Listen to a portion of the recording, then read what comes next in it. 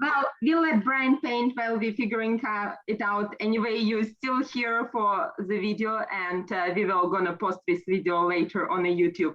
Thank you, and apologize for technical difficulty. All attention to Brian. I'm gonna stop sharing. Anyway, it was amazing show in Penza, Russia. You can still see it on the website, and please, all attention to the Brian. If you have questions, please type them in the chat. I will ask everybody be muted. I'll be on mute too and unmute myself only to ask questions. Enjoy the demo.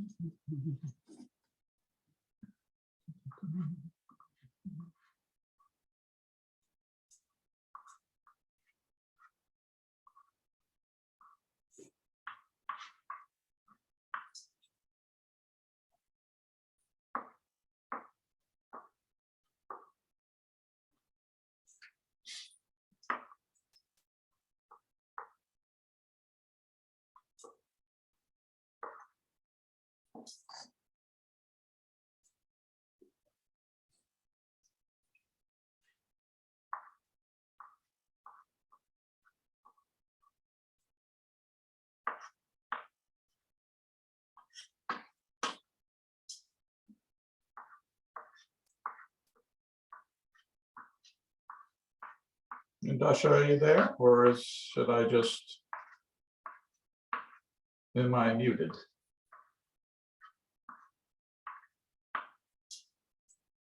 We can hear you. Oh, okay.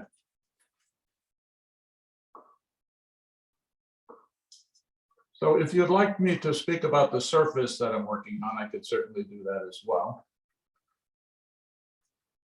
Please. Because the paper is a bit unique. So, you know, it's not an uncommon paper, but it's a printmaking paper. It's Reeves BFK, and it's quite a heavy weight that I use, either 300 or the 280 GSM paper, which is thick but very soft. And I hand mount it with a PVA glue, which is just an archival glue. There's nothing fancy about that. It's almost equivalent of an Elmer's glue in this country. And that I brush on to a sanded panel. These panels are kind of, it's an aluminum panel, about 5/16 of an inch thick. And I literally hand glue them by brushing glue on and laying that down slowly, rubbing a brayer on it, which is and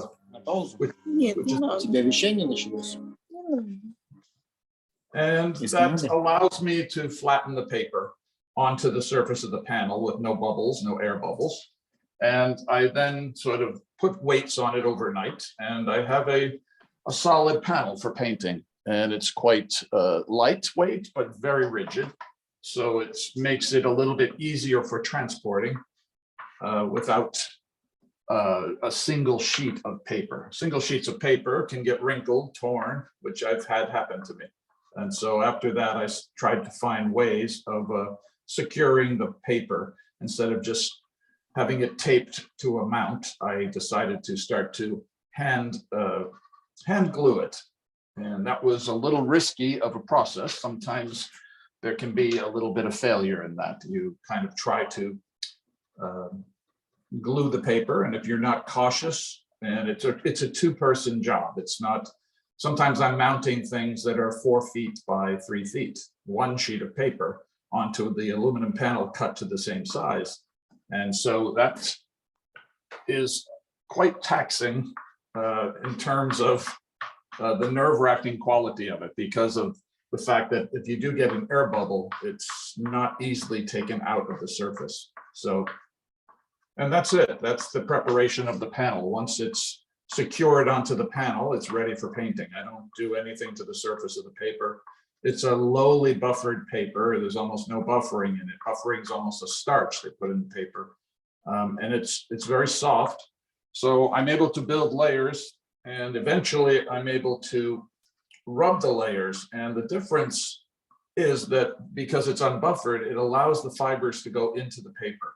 So there's not a lot of dust. I'm sure when Dasha unpacked my work, she didn't see a lot of dust, which sometimes with pastels, because I never fix my drawings. I use no fixative. It tends to dull down the colors for me, so I just allow it to be free and clear of any fixative. But because I rub the fibers, rub the pigments into the fibers, it allows low dust. So I don't wear masks, any of those things. I'm allowing it to sort of build and create, like I said, these layers of pastels. That gives me some ability to sort of draw for a while, and then I go into more what I consider the painting aspects of the drawing. So you can see I did a full underpainting of this because I tried to replicate the process that I did for the Penza exhibition. And I thought that would be, suitable, since maybe some of the people in Russia wanted to know, well, how did you get to these effects? And so I haven't been painting like this recently as much, which means I've been focusing a little bit more on figurative work. But these were two paintings that I had exhibited in Russia, were two paintings I had done a while ago. It was the same object, and I just put them in this box that I constructed. It's a simple box. I made the box, I plastered the box, and it gives me a nice space for a still life. And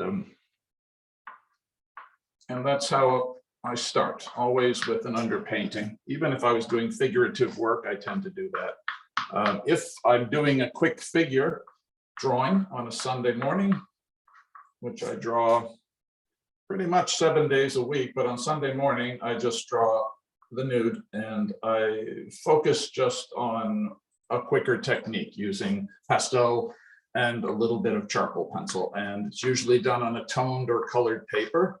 And that's a lot more expressive, and it's a lot more drawing than painting in my mind.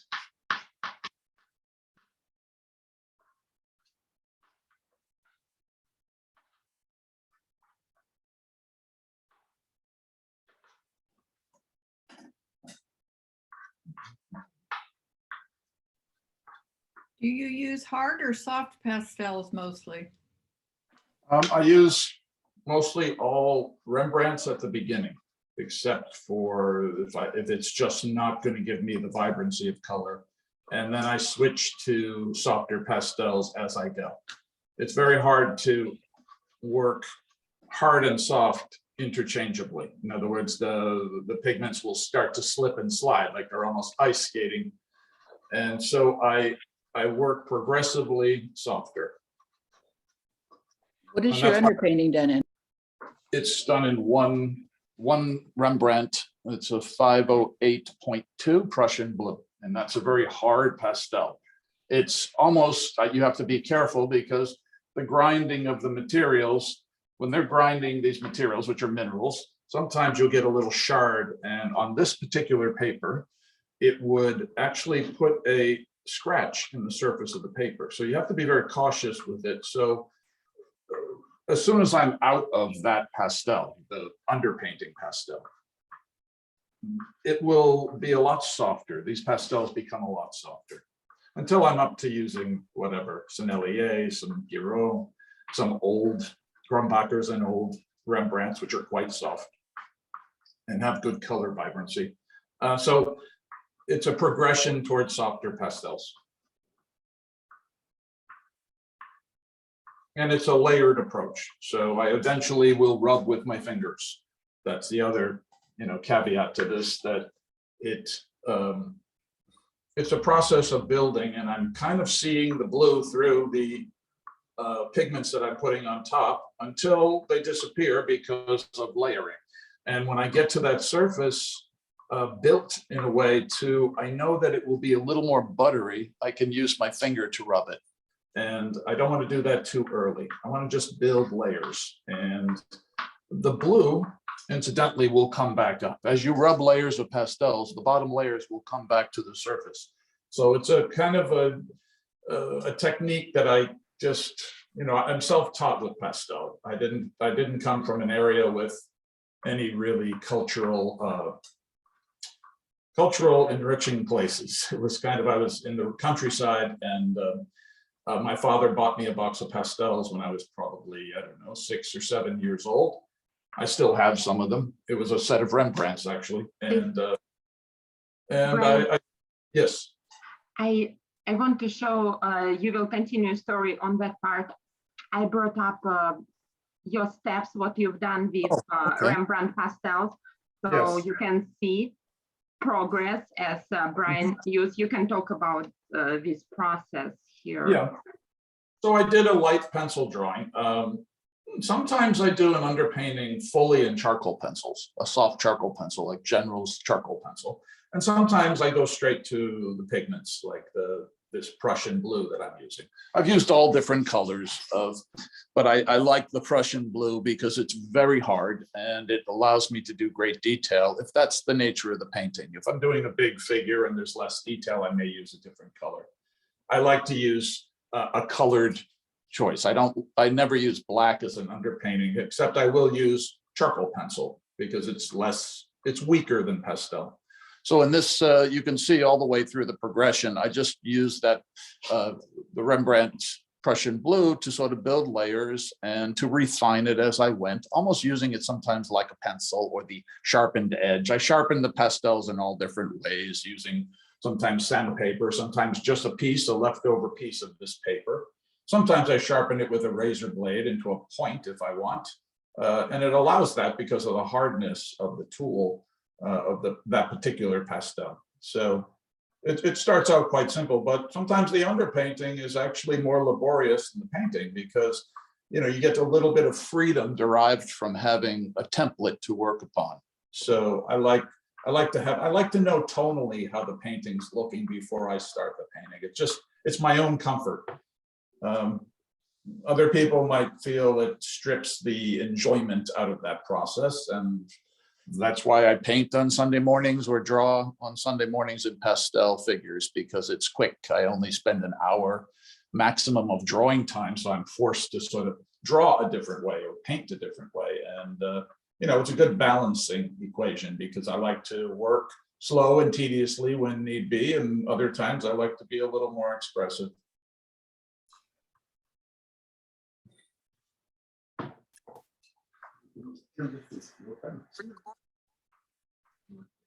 Brandon, you mentioned what this Rembrandt is a hard color. So does colors differ by hardness? Absolutely. Yeah. Colors, definitely. Some of the reds are almost, if you were to rub them on a piece of this paper or some softer paper, you will notice that it starts to burnish, much like metal in jewelry. You burnish metal. And you will see shiny bits of minerals start to emerge because you're almost polishing the pastel by rubbing it on that surface. Far different than if people are working on sanded surfaces. Like I said, being self-taught, I applied the same sensibilities I had to painting that I did to pastel. So I didn't know what papers to use. I was using, and I realized this summer, I was teaching some girl in Spain, and I was trying to just have her find newsprint pad, newsprint being very cheap paper made of wood pulp, and there was no equivalent in Europe. So even Canson, which is a big French paper company, who makes most of the newsprint in this country, they do not sell it in Europe. So Europe doesn't really have newsprint for sale. And that was kind of shocking because I started teaching pastel on newsprint when I was using it as a teaching material because I found it was inexpensive for the students and it gave a nice tooth to the drawing. Now it's terrible paper for a final drawing because it will yellow with age and it will become brittle and all that. It's not archival, but the surfaces you work on teaches you something. So I learned everything about pastel that I'm doing, just by hands-on. I didn't ever take a demo or a workshop or anything. I was kind of out of that circle of people. I mean, the first time I exhibited a pastel was 2009. I decided I found out about the Pastel Society in New York, which is not far from where I live. So I decided to enter a piece. And And that was the beginning of my work in pastel, my own personal work. So besides just teaching, using it as a teaching tool. So, and I've grown to just really not only love the medium, but respect it. I did pursue an art education in college. And when I brought that little box of pastels my father bought for me when I was a child, my teachers looked at me and said, why would you bring that here? And pastel was so far out of the loop of commonly used materials that they couldn't even understand it, nor did they say, they didn't want me to use it in my classes. So I said, okay, I put that down. I would use it personally on figures, drawings, and things like that, but there was no real base for pastel in this country for many years. So, and societies like the Pastel Society of America, they kind of rejuvenated it as a viable medium, and has given me this kind of opportunity. So now I'm not sure I answered anybody's question, but if I didn't, please ask again.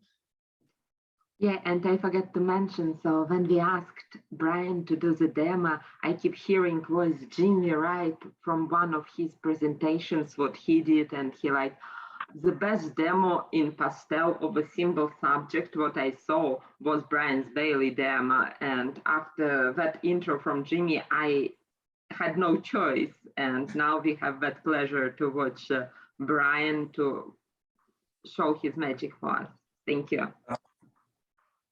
Again, I would reference, I'm not a magician and I don't work that fast, but if you're patient, maybe you'll understand some of the process I use, and maybe you can apply it to some of the things you do yourself in pastel.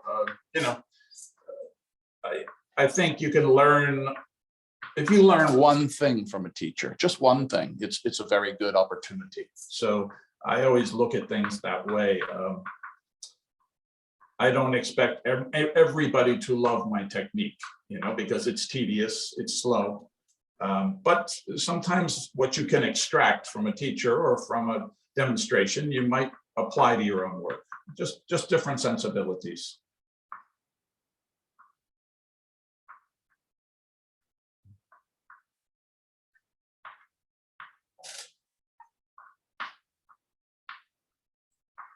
It's a lot of work to do with only one shade, but I have to sort of build layers. So I could certainly jump ahead a little bit, or I could kind of try to do it based on how I built those Penza drawings. So that would be my concern, that everybody would like that, or they would like me to sort of step ahead. I was testing out some colors this morning just to see, do I like the way the colors are looking, and does that give me a faithful interpretation? And it's layering. So out of that little swatch, I think there was probably about maybe 4 or 5 colors, maybe 6 colors maximum. I tend not to work with a giant range of pastels on the use of the drawing, but I have at my arm's reach here quite a selection of pastels, because sometimes you'll just place a color down, and when you view it in the box, it can appear very light, and you place it down and it looks very dark, and sometimes the opposite. But you have to sort of test. Testing is the key for color, and in many regards for pastel as well. An oil painter or an acrylic painter can play on their palette and mix the right color. Here you're applying it directly to your painting. So in a way, I think that's something that is very scary to people who are traditional painters and not sort of skillful with pastel, to sort of say, well, I'm just applying. It's very direct. And that's even in this method, which is layered, it's still direct. You don't have a chance to retract. I mean, I could erase. I could tell you some of the benefits of this paper. I did a large figure. It was a large figure that I sent to Russia this year to the Art Life Fest. And it was a large figure. I usually do exhaustive sketches. I know what I want in the painting. And in this particular case, I had an idea for some still life in the painting in front of a reclining figure. And so I I went full steam ahead because I was behind schedule to sort of like drop in this still life. And I really had mapped out, because of the large scale of the painting, I had sort of blocked out that area for the still life and hidden the other part of my painting under a glassine so it didn't get damaged, because it was so large and I was worried about damaging it with both the powder and in my technique, and I'm a big clumsy hands as well. So I kind of blocked it out, and I did the entire still life, kind of not really contemplating how the colors would work together as much as I usually do. Usually, as I said, I would do exhaustive studies, and I didn't do that. And I unveiled it when it was finished to myself, and it was terrible. And I tried to adjust the colors. It was terrible. And to the great admiration of this paper, I found that I could lift off the entirety of the still life, even though I had spent 4 days on it. And I lifted off the entirety of the still life and added another object in front. And no one would ever notice that because of the quality of this paper. It has durability, even though it's very delicate, very soft, it's very durable paper. And so I'm a big proponent of some of the printmaking papers. I use sometimes Somerset and sometimes Reeves BFK. They're both interchangeably beautiful papers. They both have both a delicate surface and a durable surface. And that's kind of important to me because I blend. Eventually I'll be rubbing my fingers into this, and that kind of, and I think I'm just going to go into a little bit more of the color. So let's see.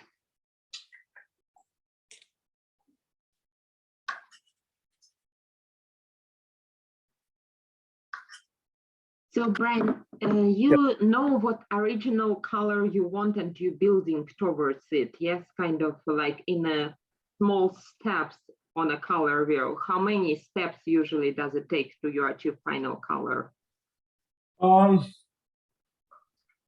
It really depends on the surface and the object itself. In this case, I mean, I believe it would be about 6 stages of color to sort of kind of get both the shadow tones as well as the lights, minus maybe a couple of colors that are for a highlight. But yeah, not too many, but you know, as I go, and that's the other thing, you're working on a bright paper, a white paper, and you start to see colors emerge. And so for me, the more I paint and the more I'm drawing into this, the more I'm going to see what it needs. And sometimes I'll go back and add darks. Usually I work dark to light, but sometimes I'll go backwards. And again, that's the quality of this paper that allows me to do so. So if I hear you correct, that Reeves BFK, they'll take about 7 layers at least of pastel. Yeah, absolutely, yeah. I mean, I don't qualify it with a set number. It could be 3 layers, it could be 5 layers, it could be 7 or 8 layers, but it's rarely a palette that is so expansive. I mean, this is really a one-colored object minus the subtleties. There actually is a lot of green in this squash. It's a kind of a unique brand of squash. I grow a lot of the objects that I draw. So, but it has a lot of like faint greens that may or may not read on even the photos I sent, because I just took some pictures of it. So you would have those to kind of, you know, justify what I'm doing a little bit. And I'm just really feeling the color out right now. I'm not really deciding anything per se because I want to sort of make sure it's right. So once that has given me a little more confidence to sort of move forward, what I try not to do, and it wasn't because of the demo or anything like that, even myself, I try to do it in situ, meaning like I don't try to set this up earlier, pick out all my colors, all that, because I think on any given day you'll see differently, or maybe it'll change subtly. I know that the pair that's in the front, I had to go purchase another pair because the one that I was drawing was getting a little bit old. And in its in its ability to get older, it sort of loses some of its shine or vibrancy. So I just picked up another pair the other day to sort of see that the color is not dramatically changing. And I think that's something you have to do when you draw from life, particularly natural objects, you know, they tend to change a little bit. Can you speak about importance of drawing from life versus photograph? Oh yeah, absolutely. I was trained as an illustrator, which meant a lot of my jobs were reduced to using photography. For instance, sometimes I would have to paint a dignitary for a magazine, like Time magazine cover. They would send me 20 photographs of Francois Mitterrand, who used to be the president of France, and say, hey, Brian, paint this as if he sat for you. And that was very challenging work, but it taught me sort of how to sort of balance the equation of drawing from photographs, because I had spent most of my youth drawing from life. And if you don't draw from life, it's those little missing elements. I think sometimes it's very easy to see when someone draws from a photograph. You can detect in the work differences and things that are a little less how light works. For instance, in a shadow, there's a lot of light, and people tend to draw from photographs, and they'll draw that shadow as if no light is entering that, no ambient light, and no reflective light, no reflective color. It almost becomes a hole in the drawing. So my practice is every day. Now that practice isn't based solely on my integrity as an artist. It's based on my teaching schedule. I teach every day, 7 days a week. And so that's taxing. But I found out a few years ago, I guess I really love to draw, because I've been doing this for so many years and without too much complaint. So my wife might say otherwise. I tend to love to draw, you know, and to paint. And so drawing from life is valuable so much, because you can think of it as an open book test, and you have all the answers in that test in front of you. Whereas in a photograph, some of those answers have been taken away. And that's no matter the quality of the photograph. So for me, drawing from life is, if possible, the best thing you can do.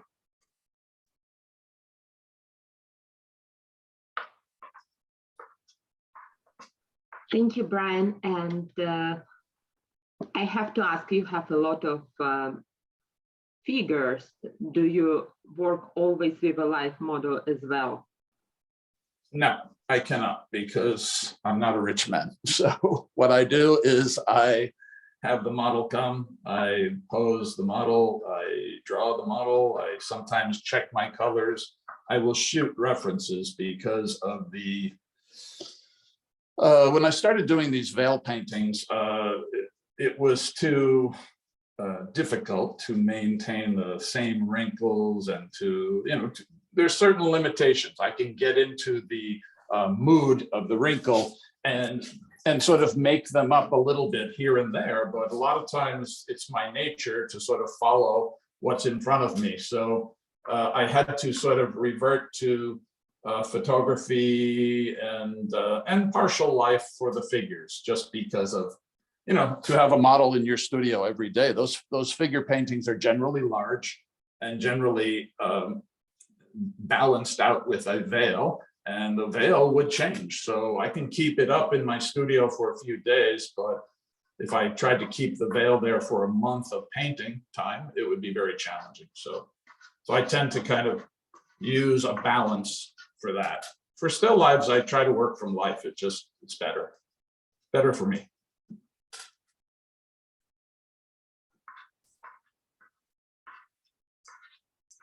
So sometimes doing color studies from life can balance the equation, and it doesn't let the painting, the final painting, look as photographic. Let's put it that way. Hopefully, that's the hope, that I take that part of it out. I don't allow it to remain photographic. Thank you, Brian. And the story of your Penza painting set, what you grow pumpkins yourself. So that was a nice touch. Yes. Did you grow this one too?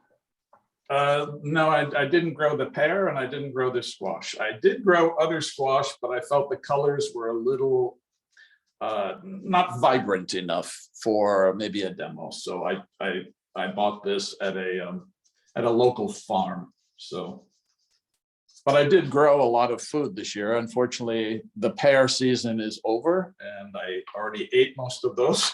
And I did grow a lot of squash, which I have many of those left, but like I said, they're kind of a boring color, and I didn't think it would be interesting to people to watch. I grow a lot of things because it's a good balancing act to, painting like this, it's taxing on your body.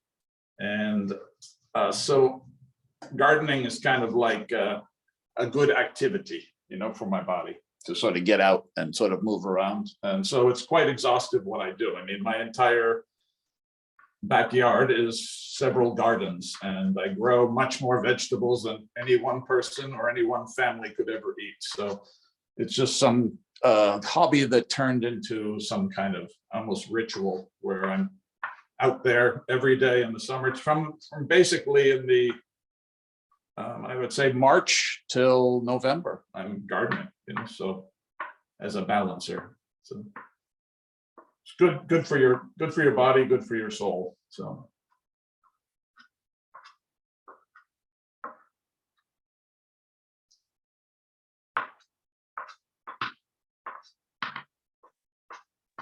Excuse me, can I ask a question? really, I got in just 5 minutes late, so I'm very sorry. But your initial picture that you started with the white, is that the paper, or did you apply? Okay, and then your background, is that pastel also, or is that a paint, or what? this Yeah, the blue. It's all pastel. Everything. Okay, pastel. I just was okay. Yeah, I don't do And then any grays. Excuse me. Then the grays or blues on the pear and the shadows on the pear and the squash, those were also all done in pastel, correct? Yes, I don't Okay. use anything but pastel. I mean, that's an interesting question, though, on many levels. I mentioned to Dasha yesterday, there was a kind of a panel discussion for the Pastel Society of America about different elements of shows and drawings and paintings and what constitutes. And as a judge for different shows, sometimes there is question marks on that. How much of a pastel painting has to be purely pastel? And pending your opinion, like you could say it should be 80%, 70%, 60%, or 100%. And so I have my opinions about that, and every artist will have their opinions about it. Like, what does it matter? I guess it's just a matter of when do you call it a pastel painting, and when do you call it a mixed media painting? And so there's always those question marks. But for me, I'm a purist. Like I said, I don't know. I would not say I know more than my peers about pastel, because I'm self-taught. So I would say my peers are probably much more knowledgeable about those issues when you're using like different surfaces, or you're doing some wash painting underneath and then applying pastel on top. For me, I'm just not, it's not something that I want to sort of do, because once I get stuck in some mode of operation like this, I tend to stick with it. So, and that's just my habits, I don't judge anybody else. I'm just saying, for me, I end up using 100% pastel. And my fingers. That's the only thing. That's my tool, is my fingers. So, as most pastel artists are, I believe, So, Brian, would you allow some Degas pastels into the PSA show? If you would be... Well, I would not be the person making those decisions. I'm just saying, when do we draw lines in the sand about calling it a pastel exhibition and versus multimedia if you're going to use. When I was hanging shows at the Pastel Society, there were always question marks when those works arrived, because some of them you would say were 80% another medium. And that's really, and it wasn't divulged by the participant until it arrived for the show. And so there's always those question marks of, is it 80% acrylic and then a little pastel on top? And how do you discern that? It's a very tricky business for a society even to sort of make those distinctions. So I would not have to, you know, I would not want to be in the position to turn someone away from an exhibition, but, you know, and all, you know, artwork is beautiful in all different directions. I mean, you can use pastels and mix it with a variety of mediums and still it could be a beautiful piece of artwork. I'm just saying when they have these exhibitions that that there was a panel that they decided to put together to ask questions of their insights. And so we all had to answer those questions. And it was kind of, I was mentioning yesterday, it was a very interesting discussion. I don't know that there was an ultimate conclusion, you know.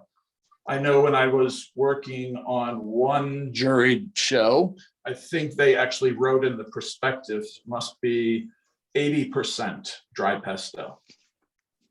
So then again, who is the dictator of that, you know, or who's going to start to qualify 80%? It's very tricky business. So that's what I say. Yeah, I guess art is art, and if you're competing, you need to make competition rules. So it's a different type of a thing. And our group had a privilege to go to a spectacular show in San Francisco, Legion of Honor. If you guys in the Bay Area and have a chance to visit Color Interline exhibition, Pastels from Renaissance to Today, it's on display till, I believe, March in San Francisco Museum, Legion of Honor.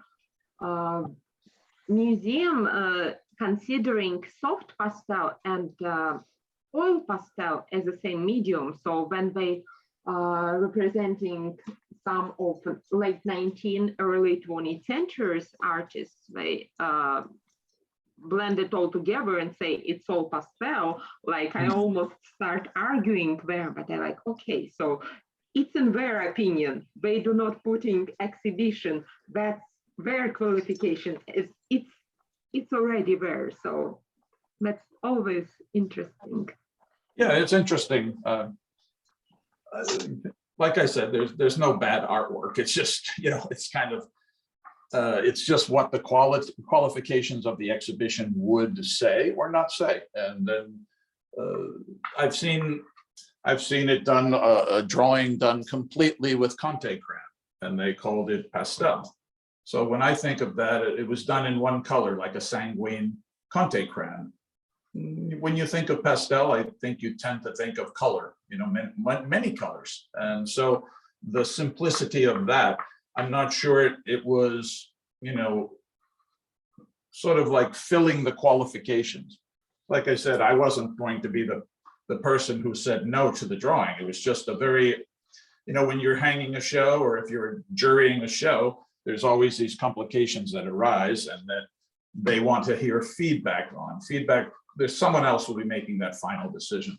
I think it's up to the jury competitions to kind of have some outlines for the participants to follow, that's all.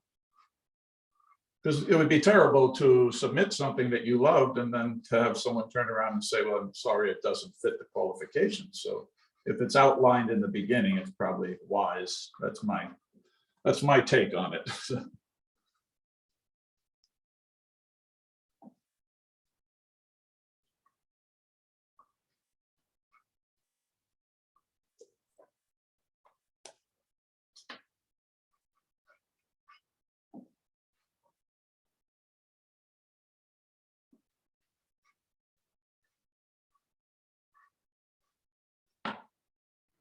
I have a question from Margaret. Can we please ask Brian about his still life setup, composition choices, objects and their relationship to each other, size, color, lighting, light and shadow, focal point, etc.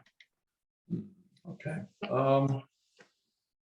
Well, the one thing that I tend to like in my work and the composition of the work is some kind of architectural elements. That's why I kind of built this box. It was kind of a, a bit of an ode back to, Spanish still life of the 17th century and all that.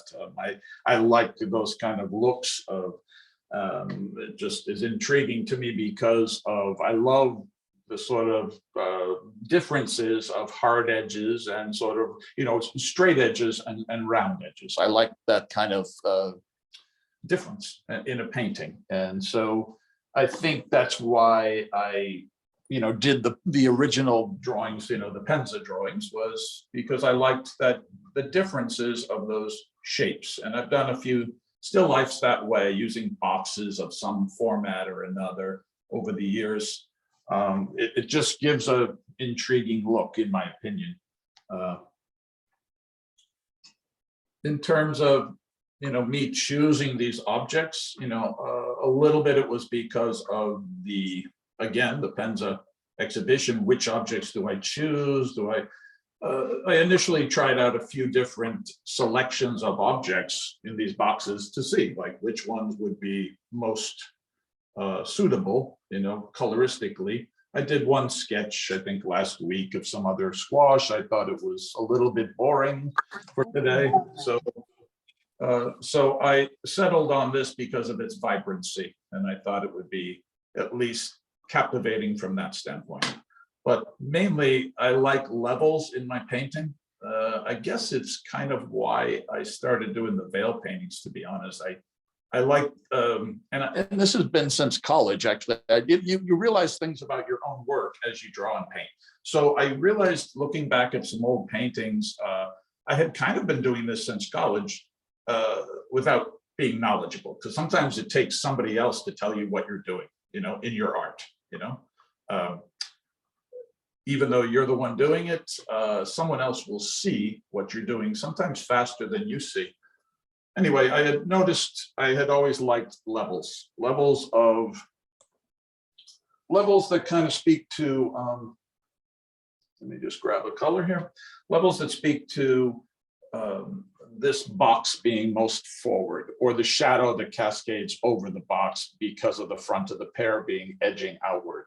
I like things that create levels. And even when doing the veil paintings, I realized it's because of that level, that sort of barrier of the veil is kind of why I'm drawn to it, because it allows one more level. So sometimes I put a figure behind a veil, and then I've also placed a small still life or an object, even a simple object, in front of the figure. And I think it's just because of my fascination with space, how these levels you're creating in a drawing are sometimes part of your composition or part of your interest in composition. So I think that would be something I'm kind of focused on. And in this case, I tried to do that. I tried to bring that into the equation of this painting, levels. Hopefully that answers the question. Thank you, Brian. It's fascinating, and it makes me recall the painting what got Grand Prix during last IAPS convention. It's Yes. Can you speak about that one? It was a figure and a small still life. Yeah, that was that was a interesting turn of events for me, because I was asked by Richard and Red Weber to do the convention, and since I'm not really someone who I don't apply to many exhibitions.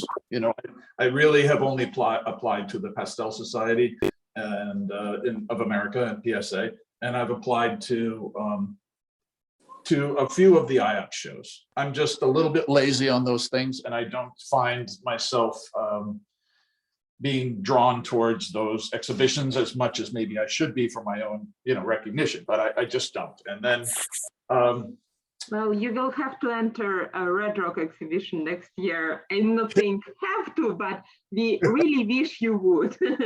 All right, thank you very much. Anyway, so Red asked me if I would be willing to go and do some demo or workshop or so forth like that. I said yes, and then she asked, well, we would love to have you exhibit. And she was driving actually out to Albuquerque. And so she picked up my painting, which was obviously made it a lot easier for me to want to exhibit. So that was really lovely of her. And I thanked her wholeheartedly for that because I eventually won the exhibition. I was quite shocked. I didn't know what it was going on with, jurying and who the jurors were that year. And it was the head of all the pastel societies in France. I believe her name is Lillian Desmaret. And anyway, I was in the airport. I got stuck in a thunderstorm in New York on JFK, the national airport. And Richard said, Brian, where are you? And I said, oh, I'm just about to get on the plane. I'm going through security right now. And he said, Brian, you have to be at the awards ceremony. You won the Grand Prix. So I don't think he was quite thrilled about that I was just getting on the plane, but and I missed the ceremony to receive the award. But suffice it to say, I made it to the convention, and that was good, and had my demos and all that. And the painting itself was not a painting that I had great faith in, sort of, getting everybody's attention. Let's put it that way. You do a painting and you do it because you love it, but it doesn't mean everybody else loves it. So I was kind of working out of that mindset that, well, just because I love it doesn't mean someone else is going to see what I see. In this case, maybe I was wrong, but it's, I don't think I make paintings to appease everybody else. I try to make paintings I like, and then, and so with that, I would say people should just do what they love, because it probably will somehow resonate with at least one other person, if not many other people. And so, you have to kind of follow your heart with your artwork, I believe. That's a big part of being an artist. And you could kowtow to galleries, or you could kowtow to juried exhibitions and try to do what you think they would love. But I think it actually comes across better when you just do what you love. So, like I said, I'd probably work faster if I wanted to do more demonstrations, but I just paint the way I paint. And I would love to watch someone like Tony Alon paint, whose work I love, but everybody doesn't paint the same way. And that's the beauty of being an artist too. We're all different. And if you look at those differences, and I'm always amazed. I'm just like, wow, look at that painting. It's just beautiful. But I can't be him, I can't be Dasha. I can't be any other artist. So you be yourself and you'll be a happier artist, and with probably better artwork for yourself.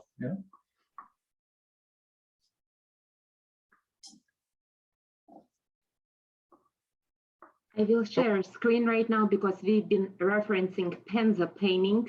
And guys, I did share a link to our beautiful catalog and also to the show, what you can see for your own eyes. It's still online on our websites, and I'm going to show you Brian's paintings here. So those are pumpkins, what he grew himself, and you can see what it's the same setup, still life setup box. Yes.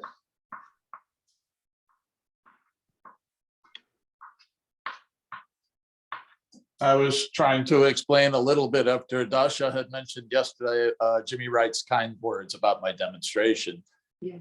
It had been after one of the PSA's annual shows, and I had won a major award. So they asked me to do a demonstration. It was going to be, I believe, only a 2-hour demonstration. I think I just put a peach in front of a light, a simple peach. And so for Jimmy Wright to make notice of that and say such kind words about it I had only heard that from Dasha, so that was interesting. I don't know how long ago he had mentioned that. I heard it twice, actually. I believe first time I heard it at IAPS convention 2000, what it was, 19, I guess, or 18, Yes. on the President's Forum, because he did lecture on the pastels. And second time, he did a lecture for Arizona Pastel Society, what I had the pleasure to attend. And he referenced you among the contemporaries. Like he was talking from anyone from Whistler, Rosalba, Avers, and Wow. Well, it's nice to hear anyway. of course. Yes. And I hope not, I think, guys, I figured out how to show the video, what I meant to show. So we'll let Brian to like progress to the next stage, and maybe in a few minutes, we will show you a video of what we've been preparing for you.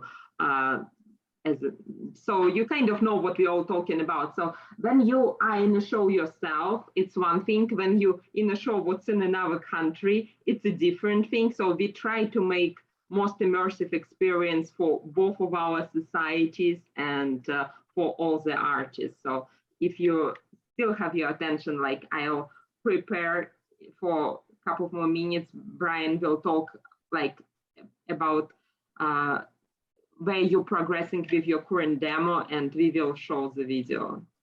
Okay. Our technical team, I think, were able to figure that out.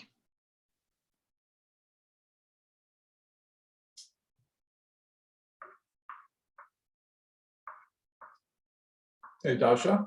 Yes. Should I refrain now and so they can continue with the video and just in terms of speaking? Yeah, sure. I can, so I think right now it should work. So please let me know, do you have sound when I'll start it? Okay, guys, please be my eyes and ears.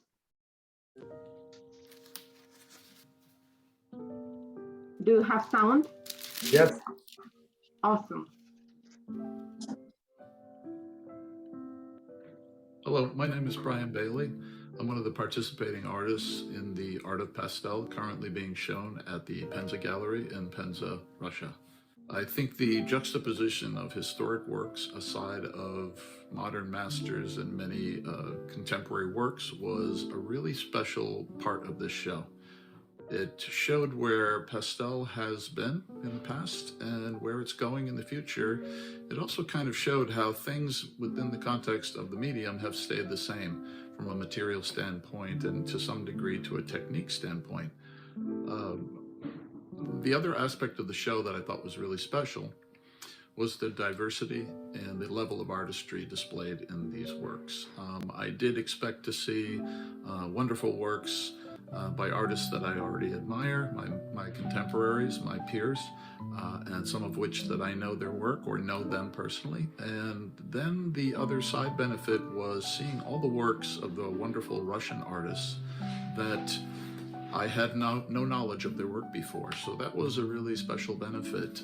I have been in a lot of pastel exhibitions over the years, and I would say this was one of the most special events I've been participatory in. And I think a large part was due to the historical context and seeing how works side by side kind of reflected themselves on the past and present in pastel.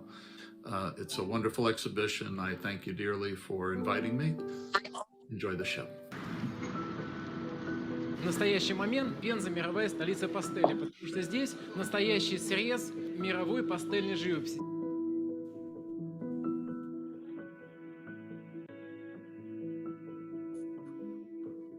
Это большая честь быть в Пензенской картинной галерее с такой интересной коллекцией.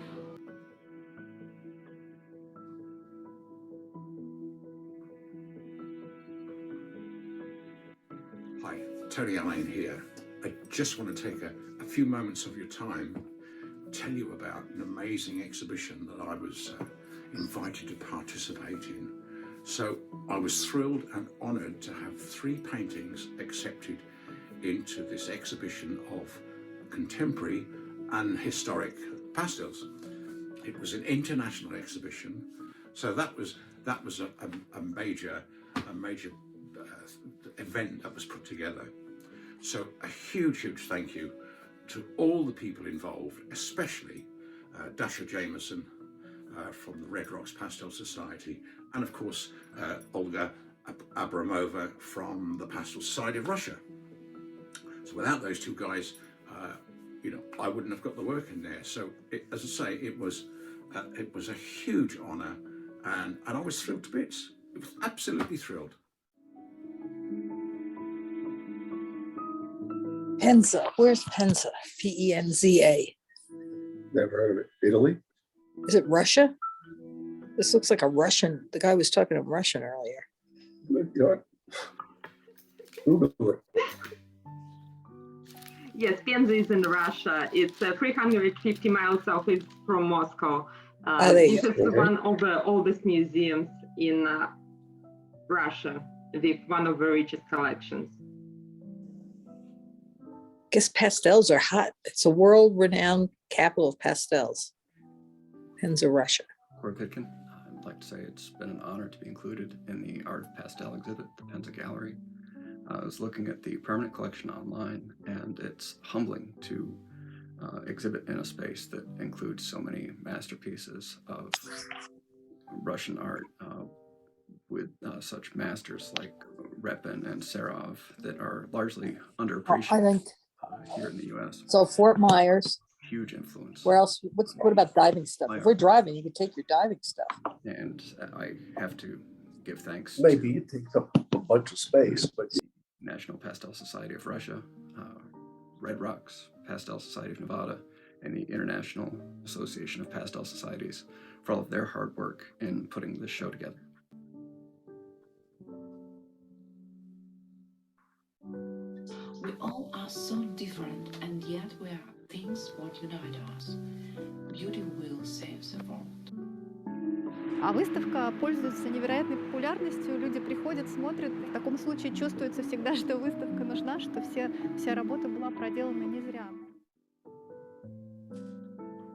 It's rare that one is invited to submit work for a museum exhibit in Russia, and I was both honored and excited to participate.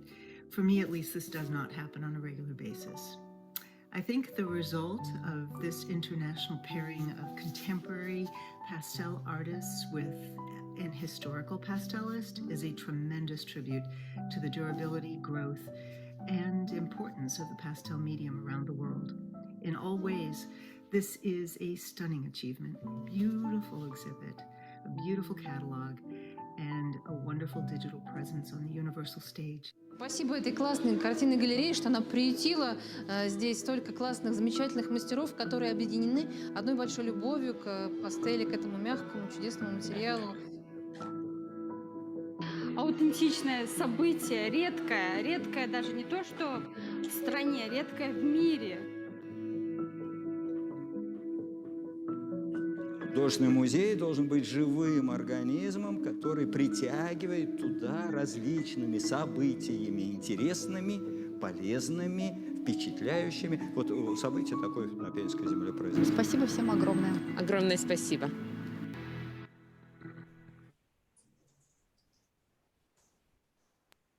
Thank you everyone for watching, and thank you Katya for making this video.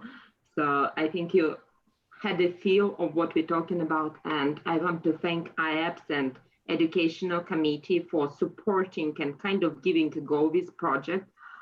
Today we're enjoying demo by Brian Bailey, and it's a part of our educational program. We had many in-person demos, and what was a kind of a clinger, it's a unique location of a museum. It's located in a close proximity to the Penza Art College, to the several art school for kids, and even has its own art school. So during the physical exhibition, about like 200 students were able to see pastels.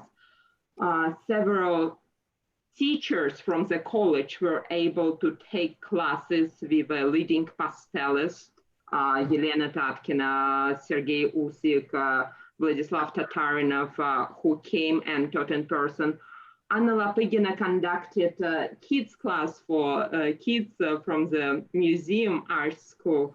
So we kind of were able to connect all generation. And of course, it was a tribute to the Anatoly Petrovich Afanasyev. He had most amount of the paintings in Penza exhibition because he kind of opened us a door. He's a Red Rock member, 92 years young, still painting with pastels, also considering pastels as a pure medium, but he transitioned from the watercolor.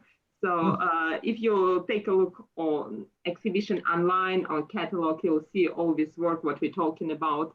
We have several gems as Falk, Russian-French painter, Petrov, Gorishkin, Sarkopudov, those are students of Ilya Repin who worked in a pastel media.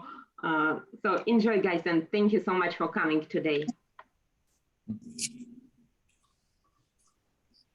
Let me see if I can mute. I am muted.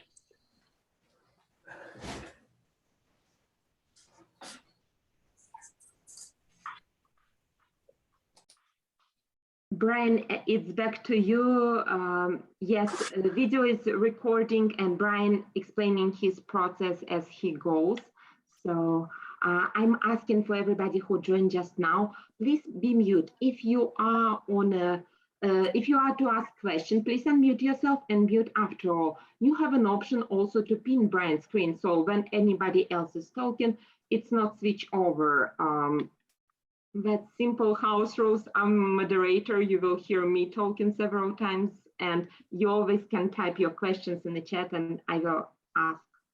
And Brian is very generous in explaining his process.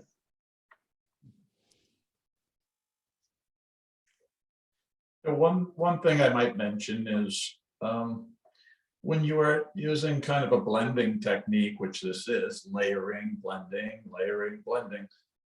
until you're at your final marks. So when you blend, as I was trying to say at the beginning of the demo, the colors that you're using, for instance, this blue underpainting, they have a tendency to come up as you rub.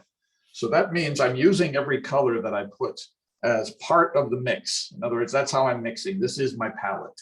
And so I'm not, it's not as direct as many other types of pastel painting because they're making marks with color in and of itself. That means the color they choose to use will remain that color, maybe because of a sanded surface, maybe because of a broad stroke with a very soft pastel.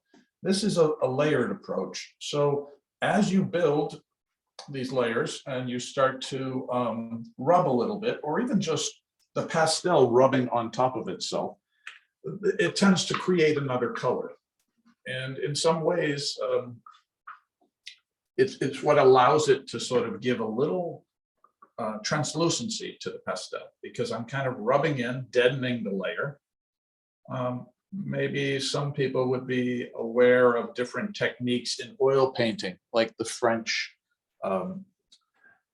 academies, and how they had dead layers of paint for human flesh and until they glazed. And many times I'm thinking in terms of a similar approach. Lots of times, even my own technique, I wasn't aware it was a technique or it was just the way I did things. The demo I did at the National Pastel, the Pastel Society of America, rather, at the National Arts Club, Jimmy Wright came out, who was, he was basically running that exhibition as being the president and also running the demo. He spent the first, 10, 15 minutes talking about my technique. I had never heard anyone speak about my technique. I didn't even know it was a technique, but the way he described it was quite interesting. And he hearkened it back to the French pastel artists of the 1700s. And he kind of explained how I go about my business of rubbing and blending layers into soft, cotton papers, and how the French people, the French artists of the time did as well. And I had never heard, as I said, someone speak about my technique that way, but I just didn't know much about the historical references of this as a technique. So if I'm rubbing these pastels together, inevitably it will deaden the color. And that gives me a template, almost like wet paint, like wet oil paint that I can paint into and sort of give heightened color. And so there'll be stages of a drawing when you do this. That's why, sometimes I always question the viability of me doing demos because of how it can look to someone else until it reveals itself. And sometimes that takes patience to sort of get to that far into the demo. As I said, it's probably similar to watching grass grow, watching me paint, but it's a slow process. But it hopefully gives you some understanding of how I'm building color and sort of moving these pastels around. I prefer to work larger than I'm working right now because I can use it broadly. But in a smaller way, I find that edges and small bits and shards of the pastel will give me similar effects. So I kind of work within the confines of the scale of the painting, but if I had my choice, I would work 5 or 6 feet across because my hands can blend instead of my pinky finger being my only real tool for rubbing. Sometimes if I had a large area, I could use a few fingers on a painting this small, but really I'm reduced to whatever scale of my fingers I have to sort of work the pigments in. And that, that's why it's a patient kind of painting, because there's details. If I want to put all the little bumps on this versus just simplifying it down to light and shadow, then it requires a little bit of patience and a little bit of diligence to kind of make sure I'm just not scuffing over them and not really revealing them in, drawing in general is hills and valleys. Yes, like, in terms of shading. And so all these little tiny subforms are kind of like little hills. And obviously this is a big round object, but all these little details they require of you if you want it to look as textural. And so I think the Penza paintings, particularly those 2 green squash, I put in every detail. I didn't obscure it. It was painted from life. A squash will last a long time. So a few hours a day before I start teaching for the day, I would put in every day until it was done. And sometimes those paintings can be quite taxing in terms of time. They're not quick paintings. I never finish a painting in a week. So that's what I would tell you. Versus a pastel drawing, which is quite different in my mind anyway, I tend to do in a few hours, but it's a drawing. I don't know if that's confusing at all, but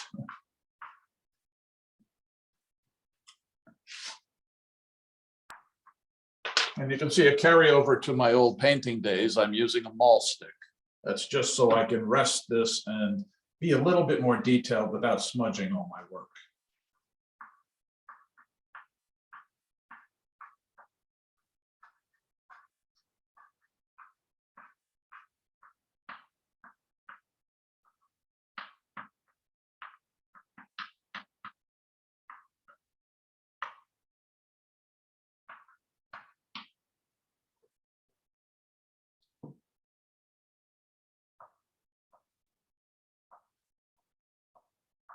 Brian, you say you teach a lot. Can you talk about your approach to teaching process?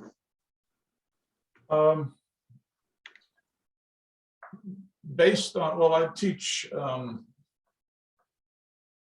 every day, but it's not only pastel.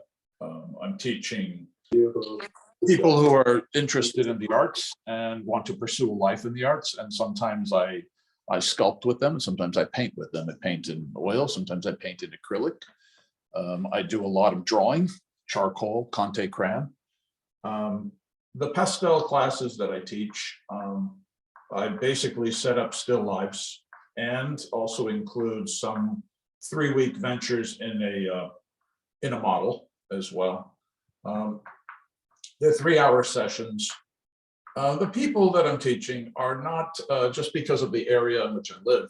I wouldn't say they're people who are trying desperately to be masters of the art of pastel. I think they're people who have an interest. They find it a beautiful medium. But I wouldn't consider them people who are going to pursue it at a high level, meaning like trying to exhibit in major exhibitions and things like that, or be in a gallery. It's a fairly relaxed approach. Some of the people come in and they'll have every pastel known to man purchased, and other people come in with a small box of 30 Rembrandt pastels. And so I tend to keep it not as driven towards particular success. I set up usually 2 still lifes every week, unless we're having a model, and those still lives change, sometimes weekly, and sometimes they continue for 3 weeks, and they'll work on it. They also, just due to their own interests, sometimes choose lots of different substrates, papers, boards, and things like that. And I allow them that. So for me, I'm bouncing around to different artists and helping them. Either, sometimes they'll say, can you show me, and I'll show them on either a separate piece of paper or sometimes on the actual piece. And I'm trying to learn as I go, because as a teacher, you sometimes learn. They bring in papers I've never used. And so I'm sometimes fascinated with that fact that they'll bring me a paper I've never tried, and I'll either hate it or love it, based on its acceptability of the medium. And there's many different papers that react so subtly different, whether they're working on, pastel mat, or whether they're working on all the different papers. I have one man who always brings the BFK reeds. I have another woman who works on Legion Lenox. It's like a Legion, or I think it's made by Lenox, Legion 100, I think it's called. Some woman brings in Stonehenge. Another person uses a newsprint pad. It's all different surfaces. So every time I'm bouncing stations, I'm using a variety of pastels.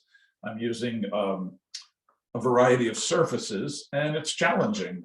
It's challenging to bounce like that.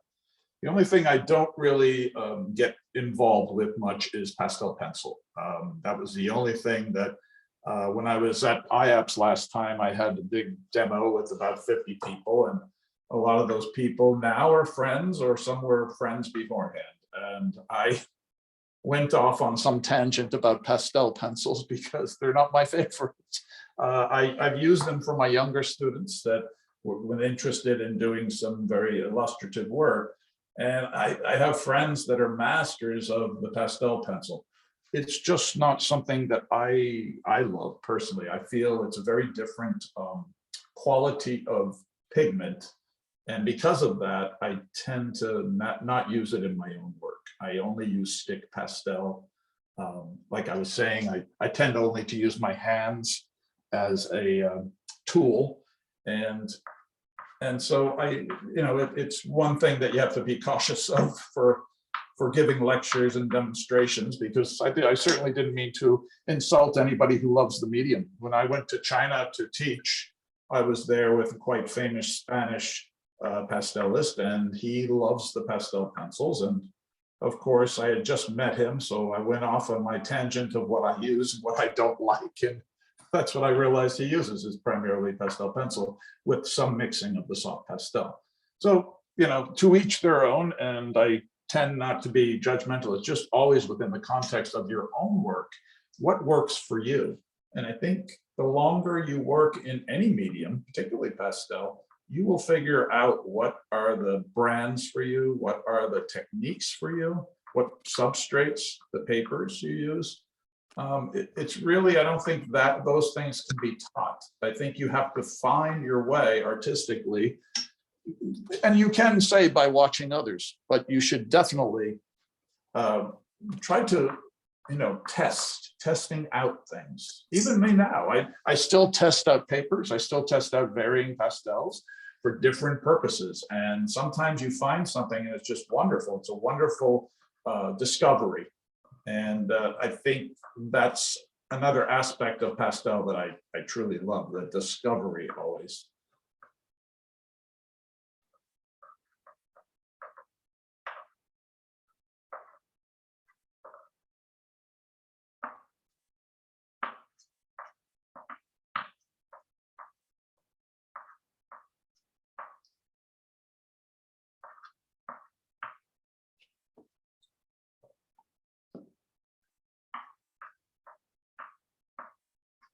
I would only say I've used about 6 different colors so far. That's like just me remaining in this shadow and noodling it out to the light. I'm trying to be a little cautious. I don't want to sort of jump the gun on being in the light, because I like to see how the shadow is working out prior to.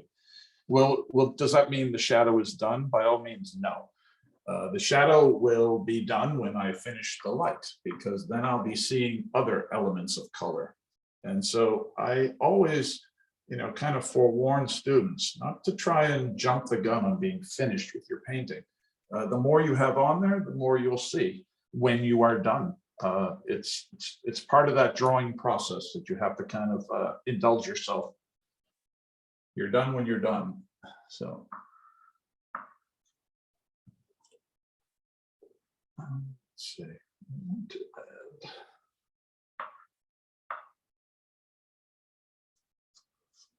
I had over-lightened an area, and this is maybe a good point to talk about. This area here, there was a little bit of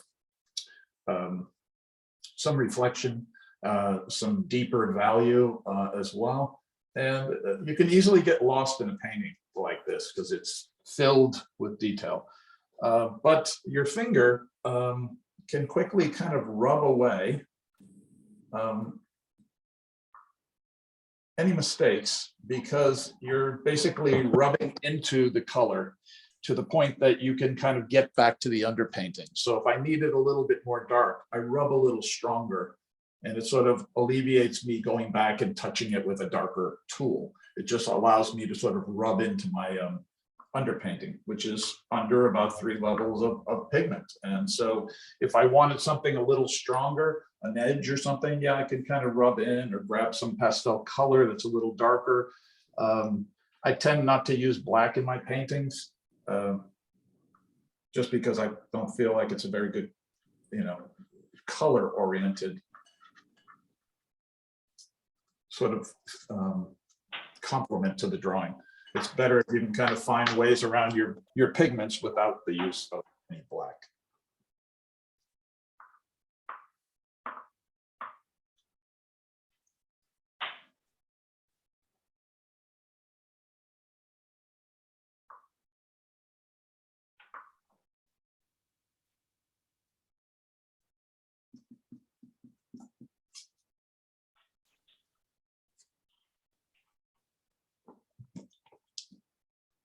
Brian, something you mentioned yesterday about you think what you're just getting started when you spend 6 hours on the painting. So absolutely. Yeah, yeah. I don't know in how one setting, or how does it work? It works exactly like that. I mean, I tend to, because of my teaching schedule, I have to find dedicated time to my painting. So I usually start teaching around anywhere from 3:30 and until the evening. So sometimes I'm teaching till 9:30, sometimes 7:30. On Tuesday, I teach till 10 p.m., a figurative class. It's a lot. And so my mornings are when I like to paint. Usually, I used to say no to teaching on Sunday. This year, I had to accommodate a class, but I tend to spend an entire day if possible. And like I said, like if I only have a few hours, I mean, and I say a few hours, meaning like 4 or 5, it doesn't feel like I'm painting yet. It feels like I'm painting after 6. 6 hours, it starts to feel free, like I'm in that zone. And it's kind of a thing that, you don't know until you do it. It's not like someone taught me this or somebody told me to feel this way. It's just you learn about yourself as an artist by doing. And so for me, I found that 6 hours is really the starting point of where I feel I'm in the painting. I'm really immersed in my art. And so, yeah, sometimes I'll paint for 12 hours if possible. It just feels better, feels natural. Let's put it that way.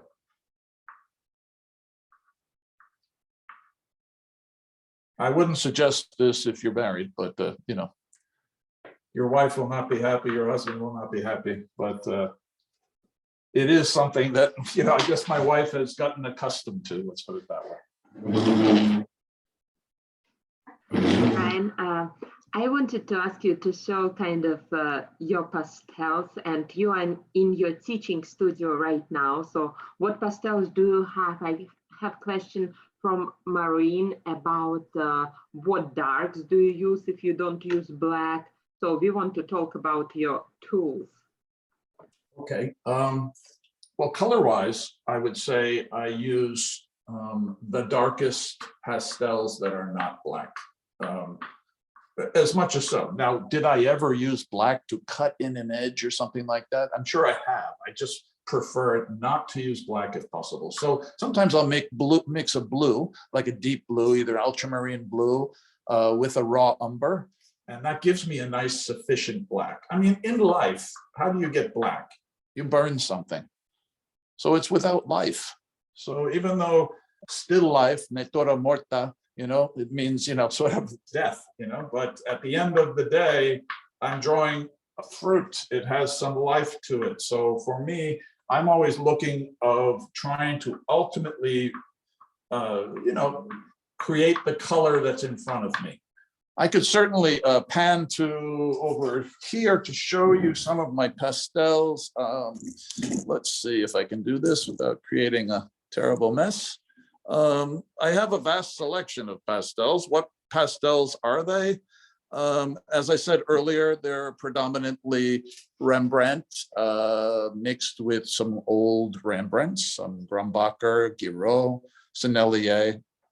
I occasionally use a Terry Ludwig or a Unison pastel, Mount Vision, but I tend to stick with a lot of the, you know, what you would call, even though pastels are called all different things, hard pastels, soft pastels, extra soft pastels. Rembrandt is considered a soft pastel, but some of the colors, for instance, the Prussian blue is hard as a rock. I mean, it's just, I can tell you and show you, you know, this is how the underpainting was done. With the edge of the pastel, I flatten my edges. So I hold it like this. I make about, I would say 3/4 of an inch.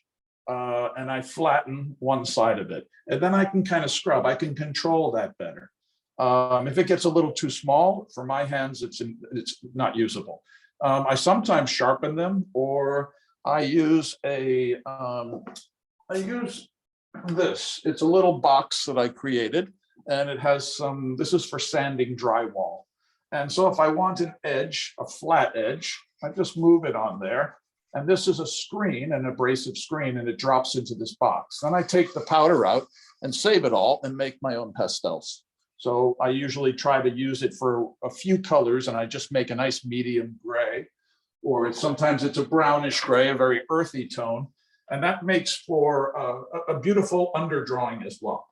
So I tend to work with very few brands, though you'll find a few colors that you just happen to love in certain brands. And, you know, never would I say just stick to one brand, but I would also say that if you want to control pastel, it's very tough to get control out of certain of the extra soft brands if you're looking for control. Sometimes, you know, I can understand you are doing something that's quite fast, quite time necessity, like a landscape, and people want the immediacy to get the pigment on there in bold statements. Then of course you need a soft pastel. You can't do this kind of work and the sun's already gone down. So you need to sort of, you know, you need to base it off of your medium needs to be based off of sometimes what you're using it for. That means the subject matter. If I was working from a photographic, I guess it really wouldn't matter. But even a squash, I mean, I have to worry. I brought a squash on Monday to my pastel class of adults, and I lifted it up after the class, and I realized it's starting to get moldy underneath. So I promised them I would do my best to maintain it for the week until I bring it back on Monday. But there's no promises when you're talking about objects that can, you know, go bad, that can sort of, you know, rot. So that's still life. One of the actually the first painting I did for the Pastel Society of America, and the first painting I exhibited in pastel, it was of some peaches, and I was drawing it, and one of the peaches started going bad.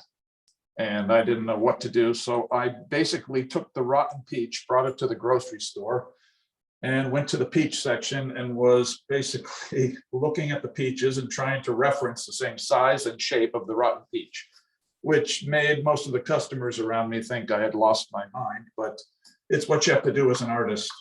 You know, if you want something to be faithful to your first impulses, then you either do that or you don't. The same thing the other day, that pear was rotting, the one that's in the actual still life. So I brought a little piece of paper where I had drawn the size of the pear just to get a reference point, and the shape of the pear I had on my phone. So I was looking at the pears, and the guy who was putting the fruit out gave me a look like, what are you doing? So it's part of the artistic process, pending the result. You know, do you care? Is it just a pear? Is it a pear with lots of detail? Is it a pumpkin with lots of detail? All of those things matter when you're choosing things. And the same thing is with the pastels themselves. I choose my pastels based on the drawing. If I was going to go very slow, I may not be picking up some of these senneliers, because it's going to give me a very soft, vibrant, beautiful color, but very soft.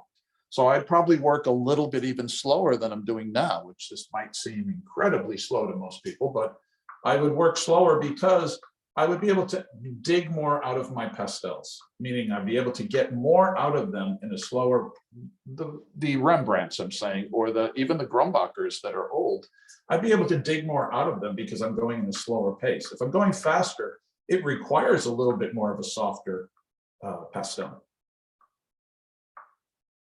And hopefully that made some sense. So that I hopefully answered your question.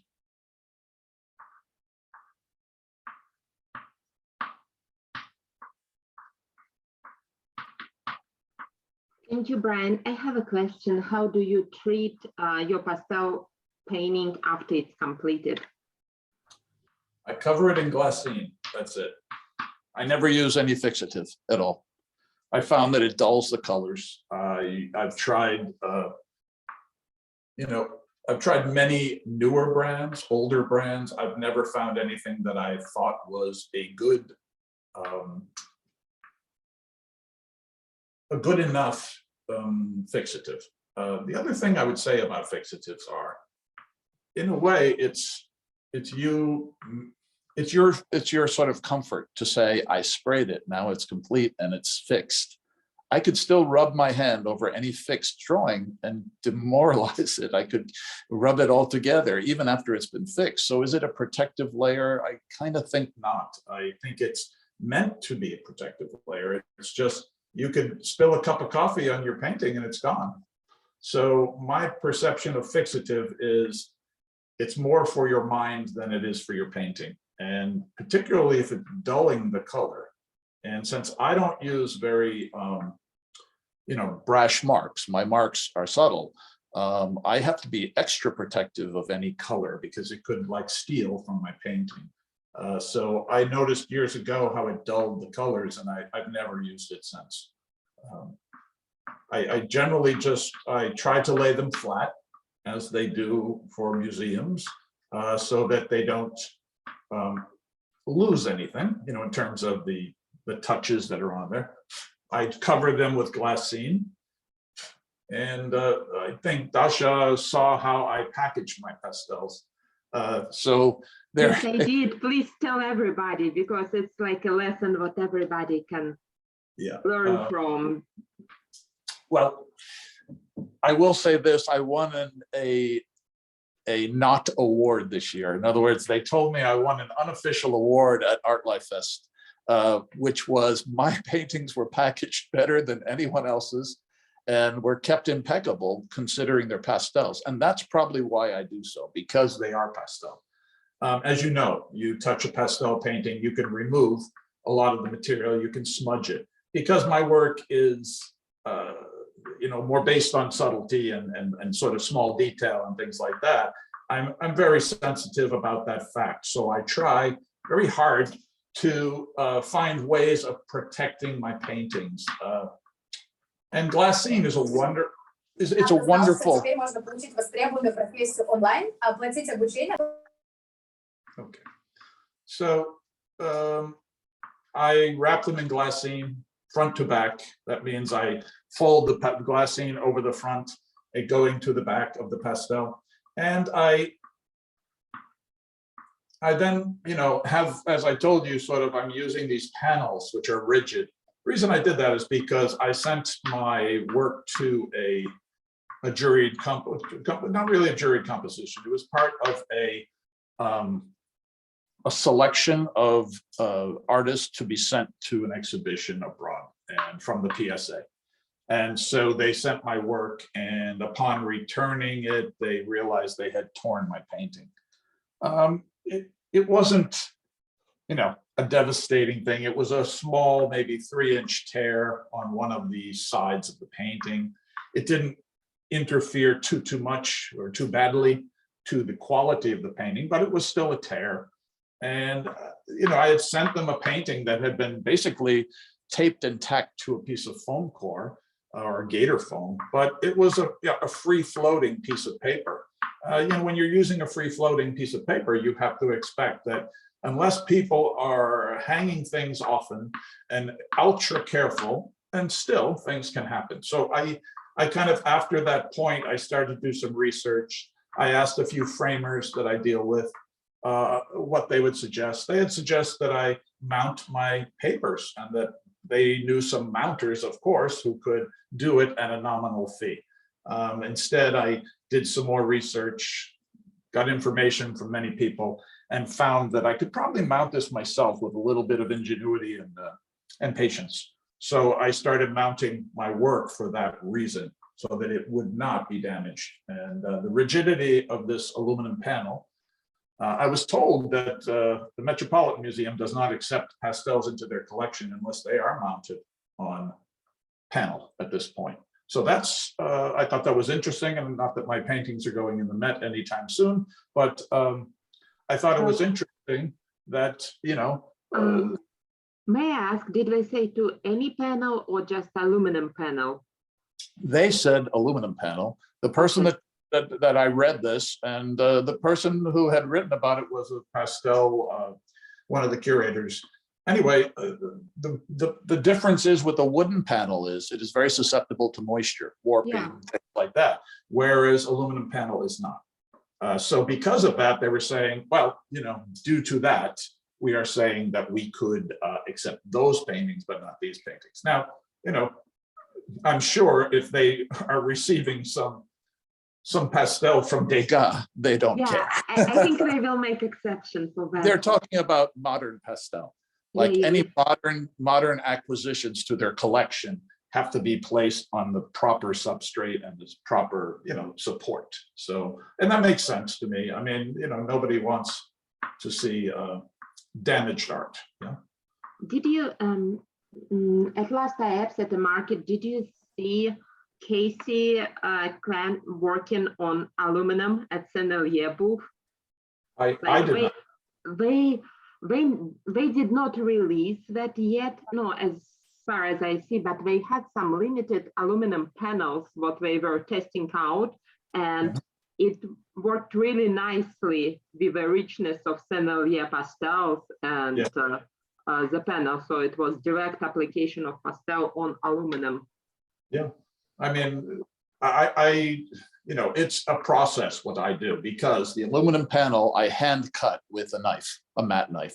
And then I take files and I file down the edges. So it's not, when you cut it, the metal kicks up, it makes a sharp edge. So for me, I then found that I took files, sanded it off, and I finally sand it. I sand it in circular motion so the glue will adhere to the panel as well as the paper.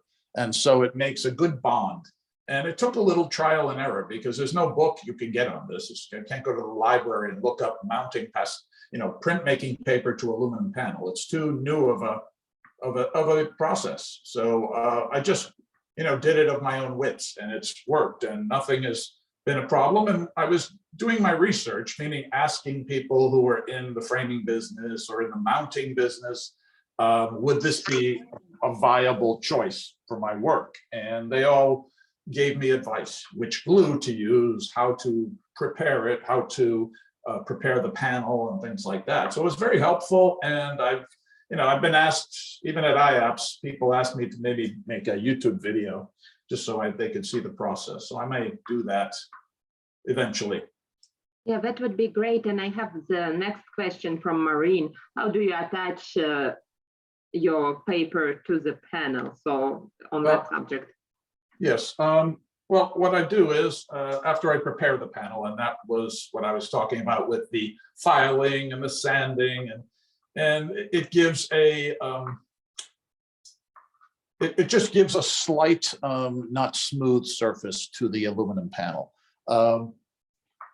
I then sort of like brush on, after I've wiped it down with isopropyl alcohol, that takes off any of the metal bits or the metal powder at that point because I've sanded it. Then I kind of start to apply a glue. It's a PVA glue. That just means it's archival. It's no acid in it, things like that. It's not going to yellow with age. And the PVA glue is almost equivalent to an Elmer's glue. In fact, I was told by a mounter, he said, basically, it's just expensive Elmer's glue. But now, is that true? I do not know. But PVA glue is considered archival. So I loosen the glue a little bit with some water and I brush it on very evenly and quickly because the glue can dry. So you have to work in tandem with another person. And basically my wife usually holds one end of the sheet and she'll lower it down as I'm painting and brushing it on.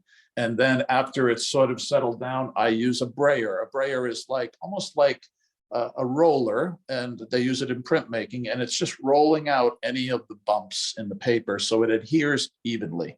And then I weight it. I put a big sheet of actually smooth wood, plywood, and I weigh it down with that overnight and let it dry. And I've had good results with it. It stays. I don't usually look for a solution in the art store, to be honest. Because I think over the years, art materials, in many cases, and it does not include sticks of pastels, because sticks of pastels have become increasingly handmade and have become better. But in terms of most art materials, they have cheapened things. And so at many people's dismay, not just mine. So materials that got cheaper, obviously, I'm not going to trust as much in. If it's something that's considered archival and the quality is good, I may trust in that in the future. But right now, I would say, I always gravitate towards my own means. I do my research and then I try to create something. As I was talking to you yesterday, I love pastel because I'm using my hands, and I try to do that in everything I do, whether it's gardening or sculpting or painting. And even making the panels and doing all that work, I love it. Speaking of which, we have a question from Lisa. Brian, have you tried Raymar's Fabriano paper mounted on ACM panel? Well, I don't know exactly the terminology. You said Raymar Fabriano paper? Yeah, I think Raymar is a maker of wood panels and different panels, and Fabriano, I guess, mounted to some support. Yeah, I haven't. I do, it's funny, as I was talking about the Sunday morning routine, my ritual of painting the figure or drawing the figure every Sunday morning and using predominantly pastel with that. A little charcoal pencil under drawing, and then I scrub on pastel. And I use a lot of colored papers. Colored papers as well. Fabriano makes very few colored papers these days. They sold their Ang line to Kensan, and they make, as far as I know, and which is not the same paper. It used to be a cotton paper and archival paper. So I also tried to find old Fabriano paper because I love the Ang surface, which is a laid surface for drawing. But I haven't tried the Raymar panels. I know it's a pretty stable surface, I've heard, and things like that. I like the aluminum panel. This is called Alumacorp. It's basically aluminum panel that I buy through Jerry's Artorama.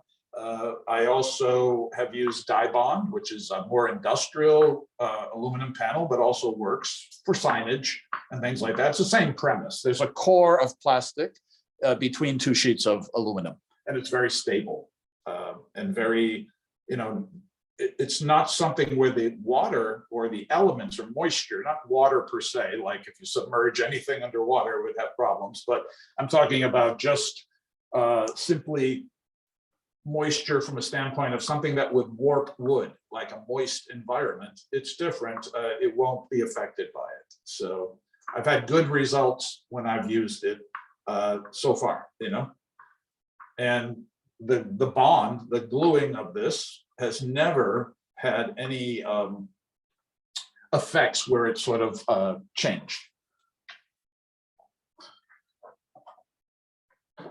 I'm just looking for some other colors to choose.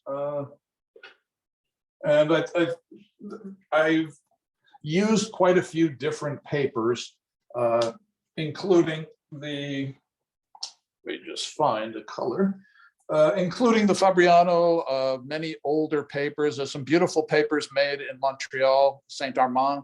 They're colored papers. And I've used them, to my mind, to great effect. It's just, you have to kind of find the surface that works for you.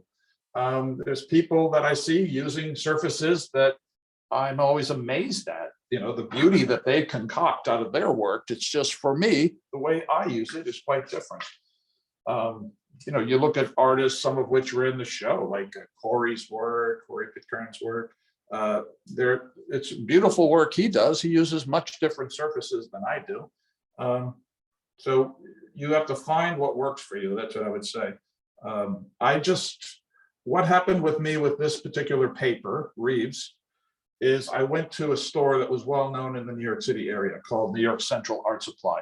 It was the place if you wanted to purchase papers and you wanted to get information about papers, that's where you would go. They had a knowledgeable staff. They've since, gone out of business and closed their doors forever, which was terrible because it was one place you could go and ask incredibly detailed information about papers and get a historical perspective and get solutions, meaning like, well, they don't make this anymore, but if you bought this, you'll be very happy with this. And I went in there years ago and said, what's like newsprint?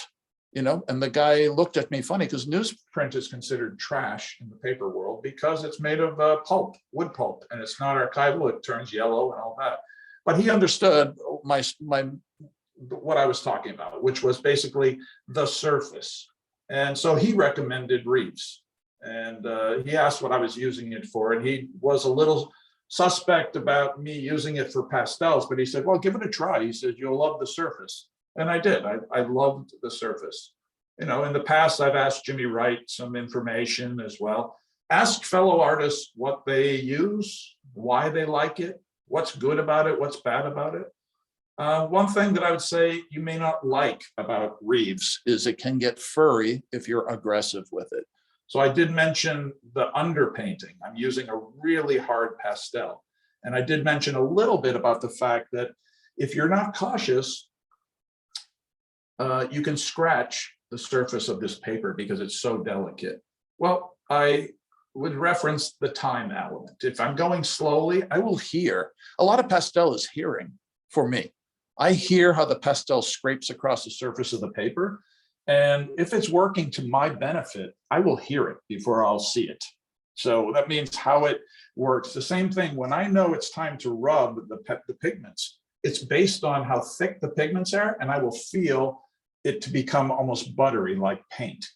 When it's thin like this, if I was to rub this element of the painting, it would not be suitable to rub yet because simply it's not thick enough with pigments. So I always have to kind of reference some of the things that people are watching me do with what actually will work. So in the case of this paper, you won't love it if it gets furry on you. You will actually be really disappointed with it because it creates a surface texture that is going to be photographable, and that's not in the benefit of your painting. And it's also a surface texture that is not going to give you a clean line because it's going to become a little bit bumpy with the basically the paper coming up, the texture, it gets furry. So there's always things that you have to learn about any paper you use. As I said, I still do love this paper. It's just a matter of learning its sensibilities, you know, and its sensitivities.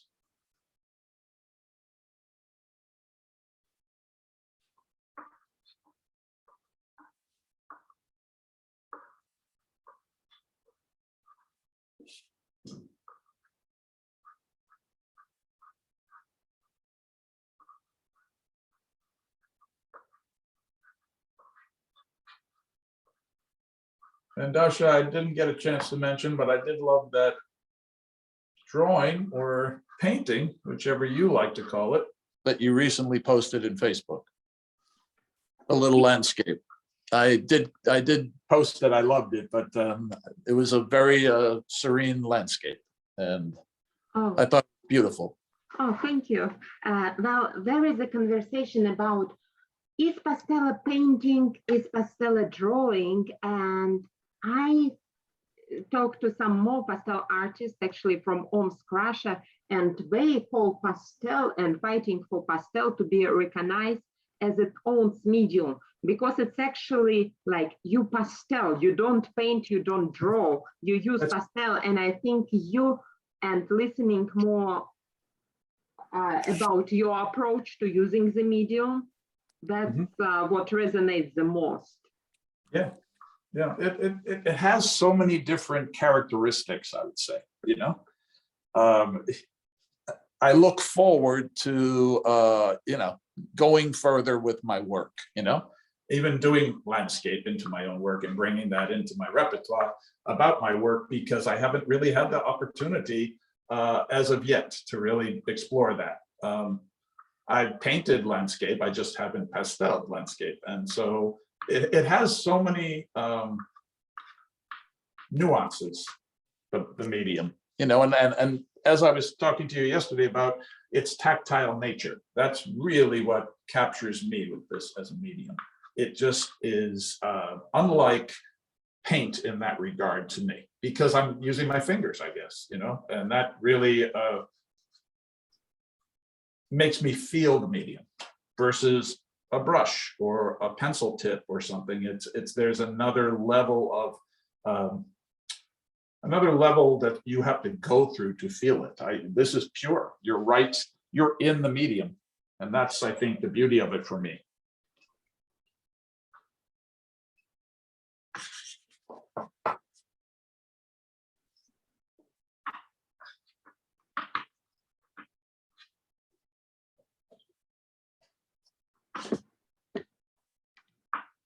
I have a question from Karen. Did you notice a difference with your technique when you switch aluminum backing versus foam? I'm so sorry for my... No, I think I understand. I think I understand what she's talking about.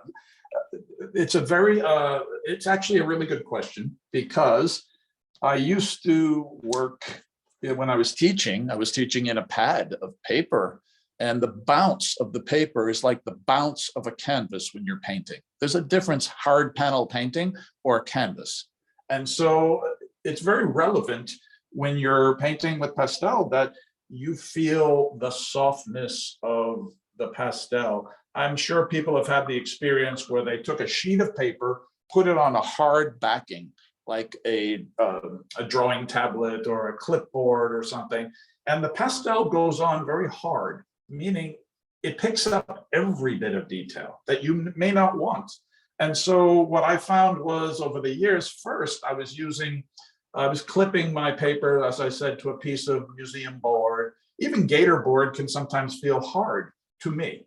So I was trying to find a way to keep that softness that I liked. And when I put it on the aluminum panel, if I didn't work with the right thickness of BFK paper, the Reeves, then it gave me too hard of a surface. And so that is a very strong point, that you have to kind of like get the softness in the backing so that you don't make your panel become, I don't know, sort of antagonistic to the pastel. It brings out too much texture when maybe I don't want it. So I found that this panel didn't do it when I used the heavier weight of the Reeves BFK. And so that's hopefully answering our question. So yes, you know, do not sort of like put a paper on a hard backing and expect the pastel to look smooth and soft. If you're working in these means, like I'm trying to work, which is, you know, delicately, you have to sort of give some backing that will substantiate the subtleties, and that's somehow either softer and thicker paper or a very smooth surface, ultra smooth. The panel itself is ultra smooth. There's no aberrations on it. So that's not really the issue, but the hardness, if I use just single weight Reeves, it would sort of pick up the hardness of the surface, and it would make the pastel look a little different. So she is absolutely, you know, correct in asking that, because for me, it was one of the main surface things. Like I said, only working on a piece of museum board, which was soft, was fine until I started having paintings being torn, and then you have to find an alternative. So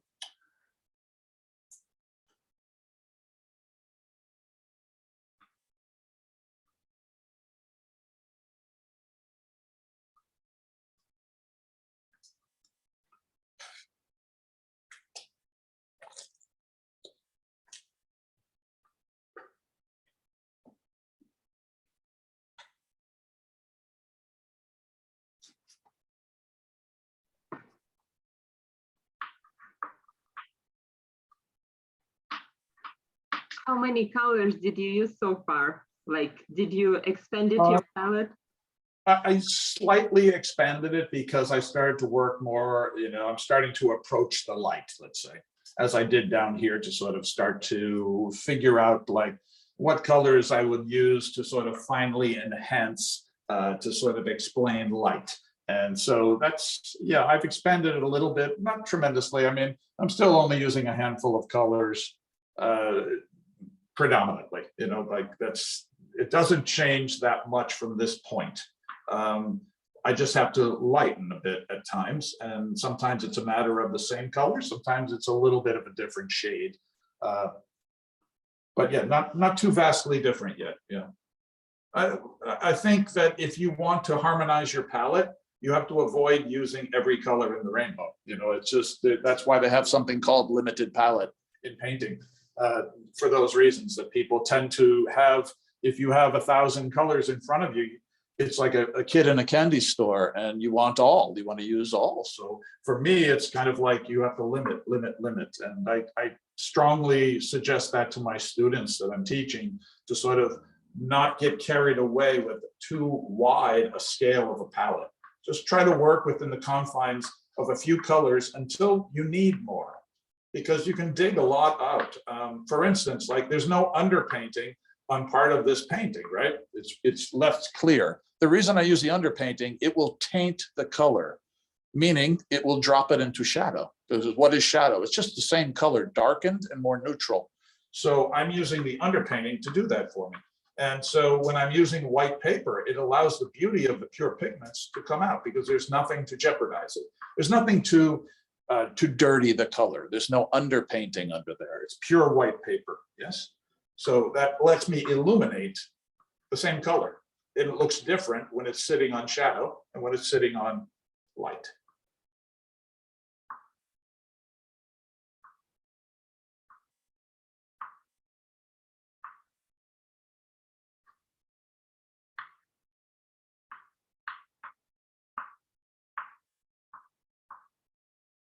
There's also some benefit when you're doing a still life. And, you know, if you're doing plein air, you're kind of, you know, you are dealing with the elements. You can't dictate direction, but in a still life you can. And one thing that a lot of people might benefit from, seems like a silly thing, but I found when I was teaching that just the direction of the light is beneficial. I'm left-handed, so in this case, I shone the light, you know, left to right. It allows for a very natural way of me pushing the pigments. And little things like that can be quite helpful. So obviously in both those squash paintings from the Penza, I lit one from the right and I lit one from the left just to oppose, because I thought it was kind of interesting. They were creating their own box, but with different lighting. And in this case, I'm so used to teaching people who are right-handed that I work somewhat, not ambidextrously, but kind of, I'm used to all different lighting scenarios. Sometimes if I'm shading and I'm trying to show somebody their technique, I tend to work both directions as a righty or a lefty. And hopefully that makes sense. In other words, my hand should move naturally this way because I'm a left-handed artist. It seems like a small thing, but sometimes it has bigger ramifications on the painting.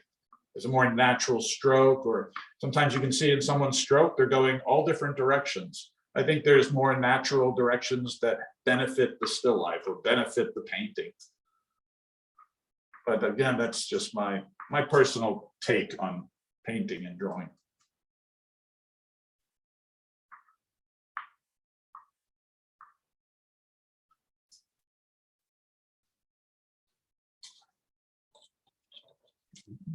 Can other people see Brian? My screen went black with just his name. Hold on.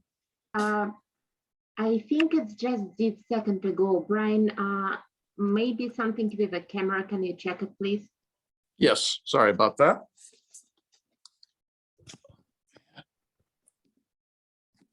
Is that better?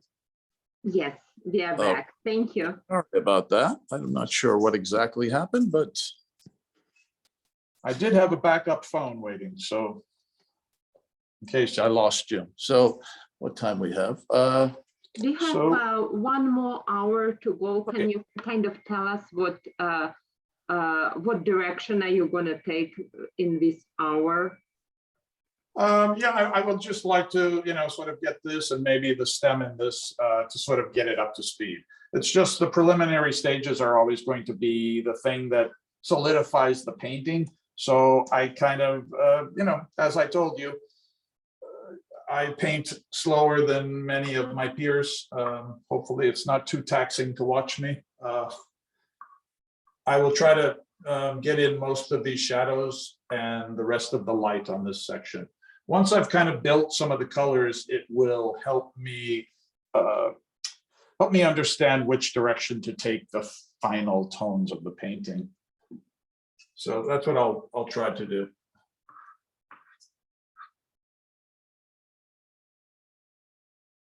And maybe you saw, maybe you didn't see, there was not too much rubbing per se. I mean, the rubbing is limited. You're building layers and the layers rub within themselves. So I don't know if that can make sense through a camera, but it rubs within itself. So that's the rubbing element. The finger element of it, me touching it with my finger to rub, is much less than people perceive. They think like I'm sitting there rubbing when I'm not. And that's another reason why, since I do rub it and my fingers being my only tool, I kind of have to be a little sensitive to my hands because I don't want to have really rough hands because of that. So you do things to kind of make sure your hands are not going to be like sandpaper rubbing on this. I don't use sanded papers for that reason. Predominantly when I go to teach my class, sometimes people bring in sanded papers or pastel mat. I tend to use other fingers to show them on their surface because I don't want to destroy my fingers. I mean, they are my tool. If I lose that, then I've lost all. So whatever your surface is, I know people who wear as a badge of honor that their fingers are bleeding at the end of a pastel drawing. But for me, that would be crazy because I would be destroying my tools. So.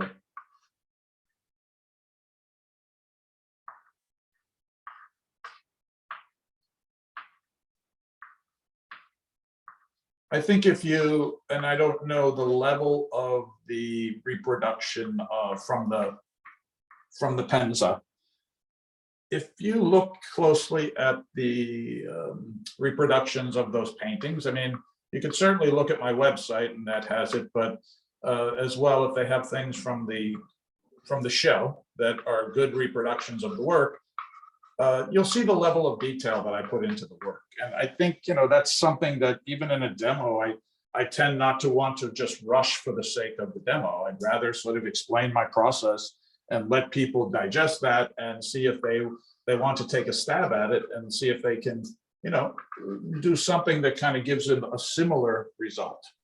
Like I said, everybody doesn't want to paint for 6 hours, It's not something that people are interested in. It's definitely like with academic school, what is still predominant in Russia, student of Penza Art College definitely, and teachers, of course, appreciated level of, I don't know how to say, what level of how much detail and how much work were put, because it's in line with academic tradition, and they can understand the process and how much work were put in, and it's what they studying here. I think catalog is really good, and Brian's Facebook page obviously is amazing, and he said a little secret. So if you go on his Facebook page, I'll find it and put it in chat as well for you. So unless you, like, if you for some reason do not follow him on a Facebook, you probably should. And if you scroll his feed, you will see him explaining the process kind of step by step of the Penza paintings. So kind of it will give you full experience from what we saw today with some progress photos, what we post. We're going to create blog post later, of course, of that. And you kind of will see whole experience and understand Brian's process. Yeah.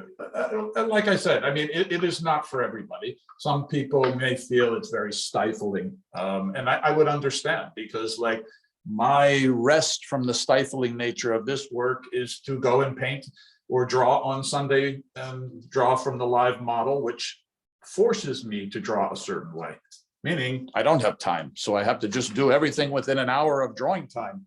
It's a wonderful experience to be more expressive and things like that. Here I'm being more tedious and more dedicated to what's in front of me to sort of try to bring that out. And that's a process. Like I said, I don't think it's for everybody, just simply because of the time involved. But it has its benefits, it has its beauty, and that's why I still do it. I still believe in it as a beautiful way of expressing pastel. It's just a different manner than many of my peers might work, and like I said, I equally appreciate their work. I don't go to a museum and only go to one section, right? So you go and look at all the work because it all has its own inherent beauty. And so, hopefully people take away something from this demo.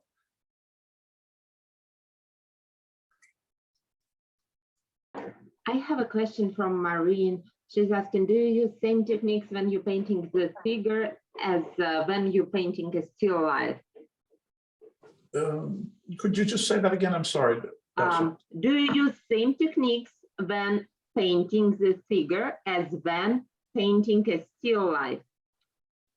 I use the same technique if I'm doing what I consider more formal painting. Formal painting is something that I've done excessive sketches on. I've kind of chosen my palette with time, and I've sort of decided things about it in advance, versus just doing a quick figure on a Sunday. I am going in there blind. I don't know what the pose will be. I don't know how my feeling will be. I don't know much. So it's a different approach, but formal paintings and this is pretty much the same. Like if you look at my work of formal paintings, like the painting from my apps or any of those, it's the same process. I build an underpainting. Like I said, sometimes it's not with even pastel, sometimes it's with a charcoal pencil. It gives me a tonal underdrawing that allows me to see the relationships, to see if I like them, to see if I don't like them. And then I go from there. I start to build layers And particularly with figures, I think there's some affinity for pastels and human flesh. I really believe that. In some ways, I think more than paint. Maybe it's that tactile sense of rubbing the medium, that it's very sensitive to flesh. And so I kind of think of it very much like I have to build those layers up of color so I can rub variety of color subtly into the flesh tones. And that's something that, you know, I don't think enough people realize about drawing the figure. It's taxing drawing the figure because if you're working from life, well, rarely does a model go back exactly to the right position, and you have to enjoy that process. If I'm doing a formal painting and I was using, say, some photographic reference to help the painting along, well, that's a different story. Then I can kind of really do my color studies in advance from life, and I can look at things and say, okay, I really want to focus on these few colors for my palette, and then I want to sort of let my finger sort of blend away and rub away the subtleties of the flesh. And that's kind of something I really think is important when you're drawing the figure, is to sort of that tactile nature of pastel, and rubbing it for me is everything. I love that aspect of pastel. I can feel it, you know.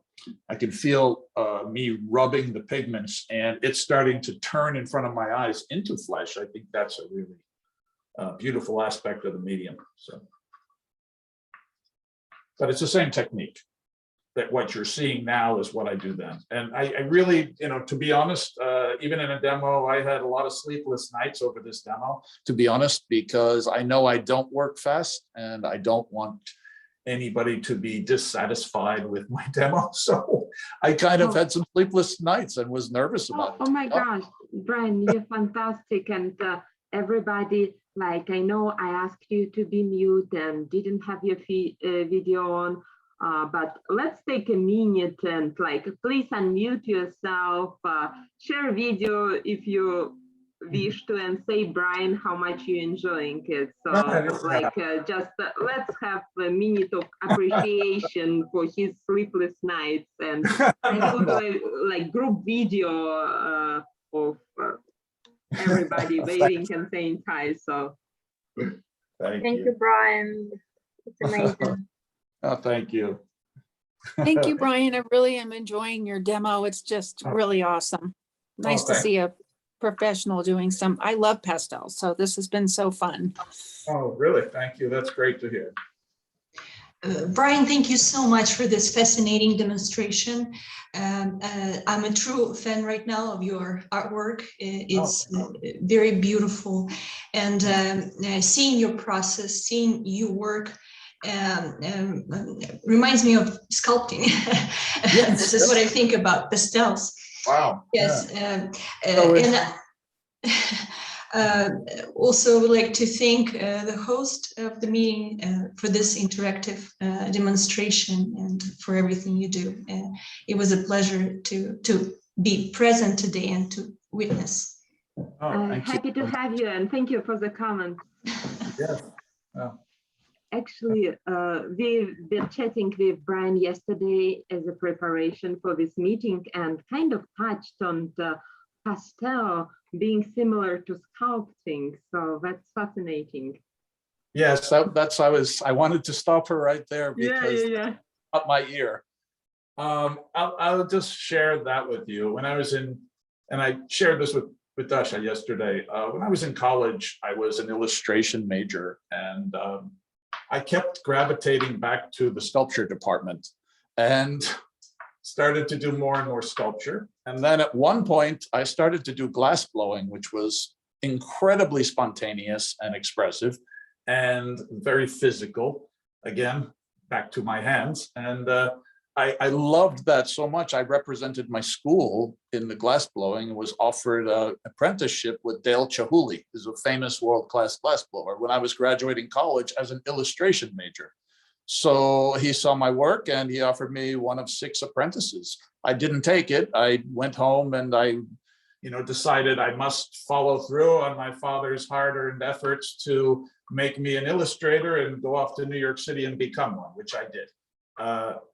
With illustration, the market of illustration changed and it started to go towards computers. I said, I cannot do this. I tried. I bought an expensive computer system at the prodding of my clients, and because they loved my ideas, and I purchased a load of equipment that sat in a room, and I did one book cover with computers, and I gave the entirety of that computer equipment to my niece. I said, get it out of my house. I never want to see it again, because I was trained with my hands and I want to continue to use my hands. So I stopped illustrating because illustration had gone the way for a few years of being much less about painting and more about time, the immediacy of time. And so I really felt disheartened as an artist. I was still teaching, but I was teaching at a university in New York City called the School of Visual Arts. I was a professor there.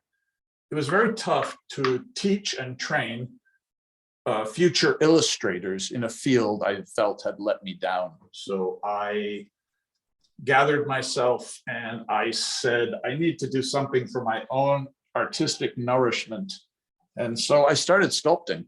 Actually, I was dragging giant logs out of the forest, and I bought mallets and chisels, and I was chiseling and sculpting for about 5 or 6 years for my own enjoyment. And they were big abstracted figures, actually, and a lot of them are in my home now. We want to see pictures, probably. Brian, Okay. pardon my interruption. We will get back to abstract figures, but I'm anxious to show something because you reference another point as a glass blowing. And you probably noticed that piece in the museum collection, but let me show it for everybody right now. So this is a piece what actually was same wall as Brian's pumpkins, like a big, beautiful painting. I believe it's done in 1960s by Churchill, and it's a glass blowing what's happening here.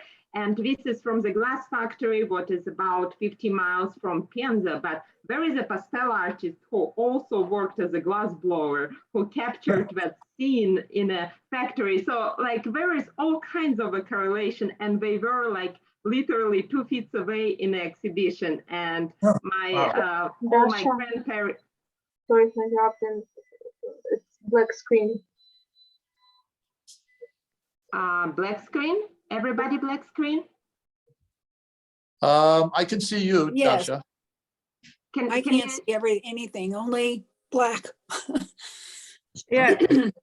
It's It's sharing, but it's not there. Right. So you cannot see that right now. No, it says that you sharing screen, but there's nothing on screen. Okay, thank you for feedback. I was going to show the painting, but I will send a link to it to the chat. Okay, sorry about that, but I wanted to share. Sometimes sharing does not cooperate for some reason. Right. So that was such an interesting comment the woman had made about sculpture, because as you said, we did touch upon that yesterday. And I wrote many times, because you have to write a bio or write some information about your work or a few articles that were written over the years. And I always said how much it reminded me of like sculpting with clay, and because you were kind of using your hands in such a tactile way. You hear it, even sculpting with a mallet and wood, you hear how the chisel goes through, you know what you're hitting. And it's very similar. It has such a tactile nature. It's what sort of locks me into pastel. I just couldn't escape. I know damn well that if I was painting and making large scale paintings, more galleries would be interested. But pastel they have the fear of God in them. They think that it's too fragile to show. And I found a lot of galleries who have resistance to pastel for that reason, that they're scared to put that, to sort of be responsible for it. It's interesting, but the tactile nature, it's what holds me still to the medium. I still love it after all the years I've worked in it, and I've always worked in it, even when I had the schools telling me, don't bother to use that. No one uses that anymore. And I said, well, I do, so. And I'm glad I did, because I think it has a renaissance now, you know?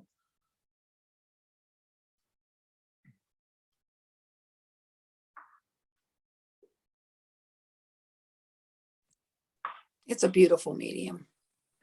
Yes.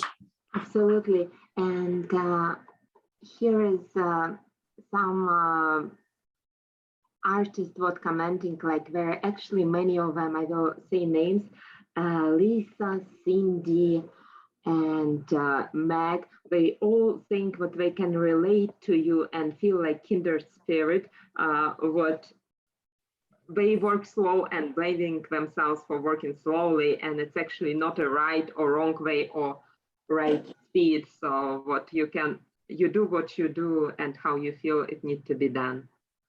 Thank you. Yeah, thank you.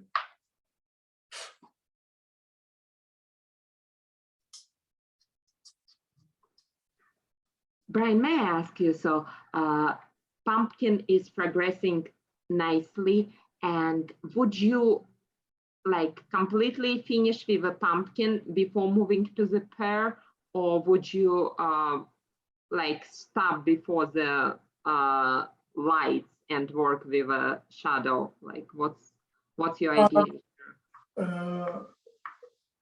Ideally, what I do is I would make a sketch, and the sketch would reveal how those color harmonies worked out.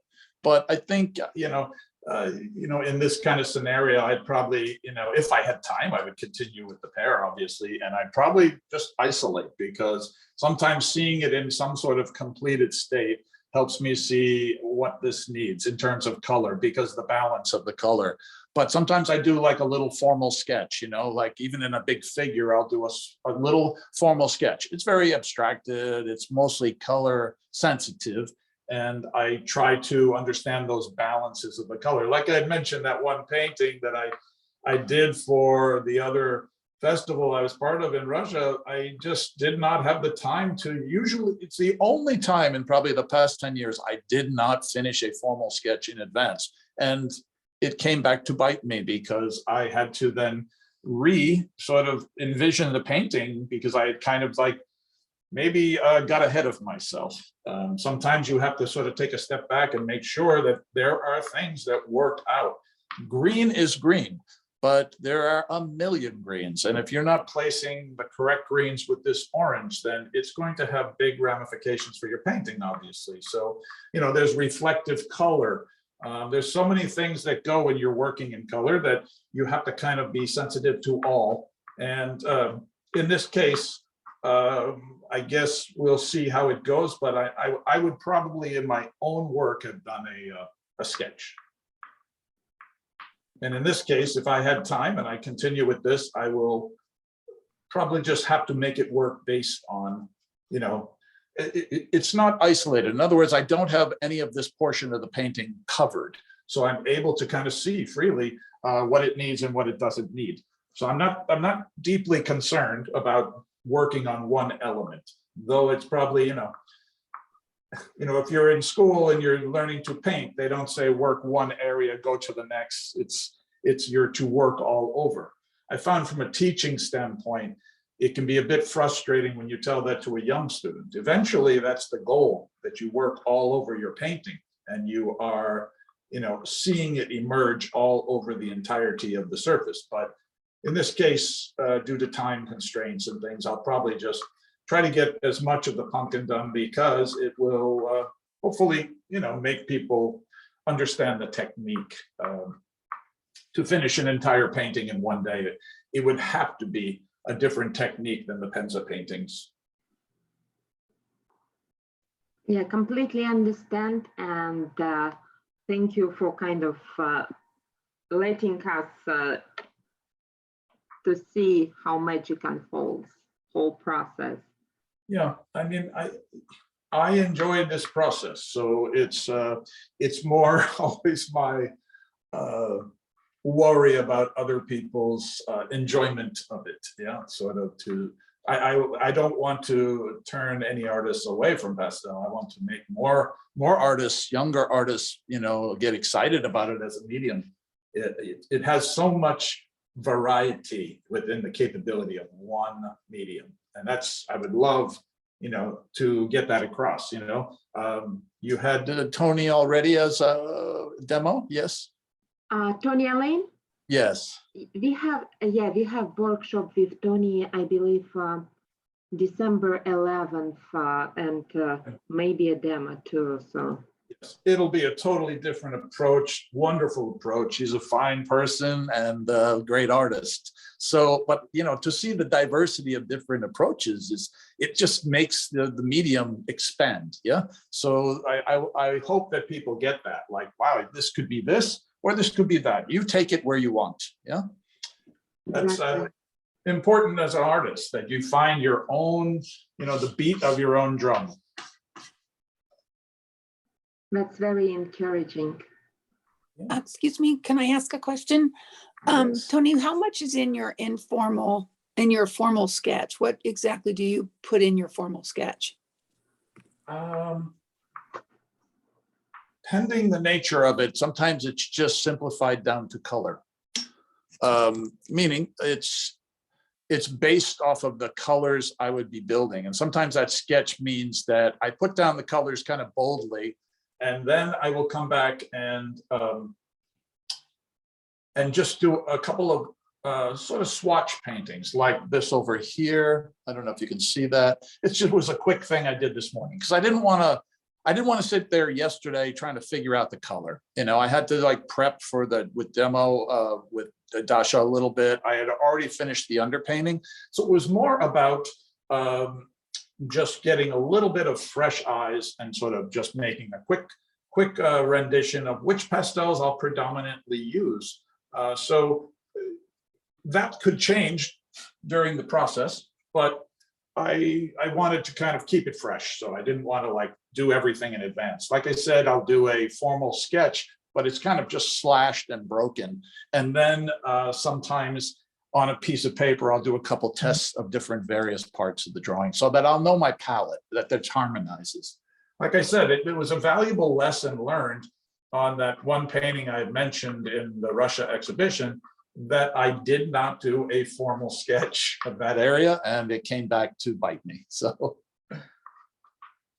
even an old dog can learn new tricks. So never not do a sketch.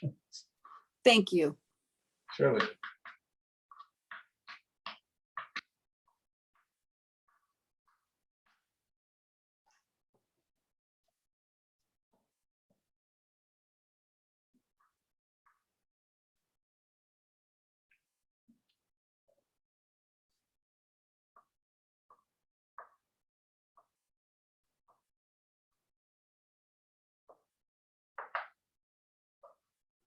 Everybody's saying how much they enjoy the process, Brian. Good, that's good.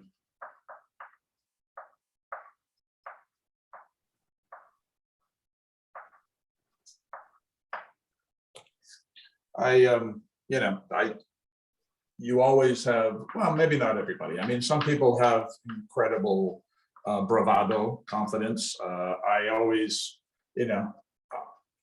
I never think my paintings are good until I've given it maybe 2 or 3 weeks to digest and enough people have complimented it. Then I will say, maybe it's pretty good. The Grand Prix, the winner there, the Prix de Pastel at the IAPS, I sent that painting thinking that wouldn't, that's the truth, that I didn't think it would get much notice. Yeah. So that's why I was so shocked when he called me at the airport. I could not believe my ears, You never have faith in paintings. And actually, if you go to my Facebook page, I wrote an article about one of my paintings that had gone through many different levels of disappointment, but I always believed in it, and I always do believe in my paintings. I just may not like them. Like I believe in them as a painting, but I don't like them. And that's, I think that's an artist thing. You don't like your work, But anyway, there was an interesting article about a painting called Wave, and it went through a lot of ups and downs, and in terms of when you put yourself out there for a juried competition. And it was kind of about juried competitions because I had just fulfilled some article about that, and what it's like to be a juror and things like that. And I wanted to relay it on a personal level, and I couldn't really in the article. So I wrote about a painting which had some disappointments and some successes. And I never gave up believing in the painting. Even my wife, she didn't really love the painting. You know, like a lot of people, they looked at it and said, I don't really like that painting. I'd be like, okay, I get it, but I still believe in it. I believe there was some foundation of why I did it. There's always reasons why an artist chooses things. And it's maybe deeply in your subconscious, but you do things for certain reasons. Some of them are unbeknownst to me. I'll do a painting and then it's finished in my mind. And I look at it and I go, why did I paint that? You know, and I spent a month of my life on it or longer. And that's a very disheartening thing, but it's a very real thing. And I just think as an artist, you got to give in to those whims. Like when you decide to paint something, just give into it. Maybe you'll like the painting 10 years from now, but there's got to be a reason why you did it, maybe deeply locked in your subconscious.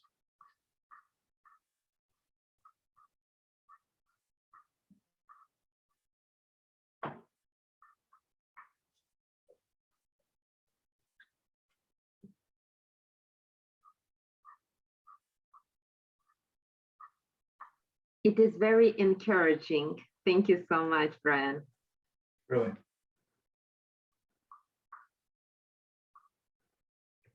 How do you treat, like, you say you wrote an article, but we're talking right now. So how do you treat entering exhibitions? And you say you're entering the most prestigious ones, but when you not get in, if that ever happened to you, how do you treat that? And what advice can you give to the people? Well, after the anger dissipates, and that's kind of true. I mean, the first time I entered an exhibition, it was something in New York, and I got my rejection slip, you know, to the exhibition, and I still thought the painting was good, but I was rejected. So first comes a little bit of anger. They don't know what they're talking about. They have no eye, and then after the anger comes that, you know, that feeling of, well, maybe there was something to it, and maybe I have to look deeper in my artwork and see what I didn't do. And the other thing that I always did with that, and there's been a couple of exhibitions I didn't get into early on when I just started in Pastel, and I always posted those in my studio and left them up. They're still up, actually. So because I wanted a grim reminder of failure, because I think, you know, as artists, you can't just thrive off of your successes, you know? So I don't enter a lot of shows, and I never have. I've only entered, like I said, the Pastel Society, PSA, and IAPS. And sometimes this year I had some family issues and I didn't make it to the web show, and I was very upset I didn't, but I just had too many things on my plate to enter anything, even though I had some paintings I could have entered. So I was disappointed, and I apologized actually to them, because if I'm going to go and be a potential instructor, I should have, you know, put something in the show, and I didn't. So in the master circle, absolutely. Why didn't I do that? It was just time got ahead of me, and it was my mistake. In getting accepted to something, then you go to the next level, and then you say, but I want to win something. And then you start to go through those same series of emotions of, but I didn't win something. I'm deeply upset. That juror didn't know what they were talking about. You know, you go through those kind of like emotional kind of things, and maybe they're defense mechanisms to kind of protect your fragile ego. And I think artists generally wear their emotions on their sleeve, because your art is an extension of yourself. It's like a baby. It's like you, a smaller version of you. And then to put that out there in the public eye can be, you know, it can be taxing to the artist. You may have thick skin, you know. I developed somewhat thicker skin being an illustrator, but to be honest, it never feels good to be rejected, right? And so the coping mechanisms people put in place can be vast. You know, like one of my things that I would always do is I would go home and start a new painting. As soon as I failed on one, I would go home and do another one because I felt like it would teach somebody else. Like I'm going to show them a better painting, and that takes sometimes a few days, and sometimes it would be immediate. I would just rush home and do another painting. Sometimes that's a cathartic event to sort of do for yourself. When I was in college, I had my work was presented on the main drag of Philadelphia, in the city of Philadelphia. It was in the big showcase, my painting, and it was up for about 2 weeks. And I went to school, and I think I was maybe a junior in college, and my work, everyone was talking about it. I went in Monday morning, and the head of my department came into my class and said, "Brian, I want you to come out." He said, "Someone unscrewed the entire showcase to steal just your painting." So it was kind of, the worst kind of flattery you could get, right? Someone just went to the trouble to steal my painting, but they did. And so I went home and I started to do a new painting of the same subject, because that was something to be a cathartic event, sort of like to make me feel better, and with artists, I think, you are high-strung people who have a lot of emotion. I mean, for me, the cornerstone of being artist is sensitivity. So, you have to endure yourself. And so I always I always think that's the cornerstone of my work is sensitivity. It's something as an 18-year-old male, you probably don't want to admit, but I was kind of always fighting that, literally. Trying to fight the sensitivity, but without sensitivity, it's very difficult to be an artist. So it being the cornerstone, your sensitivity, you wear those emotions quite strongly, and you need to have ways to combat failure. There's all kinds of failure in the arts. Like you do a painting, you dislike it, that's a failure. You enter a jury competition, you don't get in, or you don't get a prize and you feel failure. And I mean, I think that's something you have to learn how to deal with. Sometimes I'm happy to be in the exhibition. I say, well, my work is represented, and that's good enough. I have a great comment from Tamami. Go home and start painting after rejection. What a great advice. And thank you, Tamami, for capturing that. And here is another comment from Jean Fletcher. Was enjoying this. Thank you, Brian. Just curious, when finished with any pieces, do you put them away for, say, a week to get fresh eyes? Or what's your experience? My experience is this. I will come to what I kind of think is a limited conclusion, like I'm finished and I think maybe I am. And then I run it by, some friends or my wife or some students even, and see what they think. Sometimes not, sometimes I just leave it in my studio and I don't go into my studio for say a week or two. I walk by it if I'm not starting a new painting right away. And I just walk by the studio and I look at the work from a distance. And I think that's a very good way to kind of distance yourself from your painting. If I'm forced to work in the studio, then I take the painting out of my studio and put it somewhere where I only have a limited exposure to it. So I can kind of get fresh eyes. I think fresh eyes are really important with anything you do artistically. And to step away from the painting for a week or so is really good to see what's wrong. I mean, there's other things.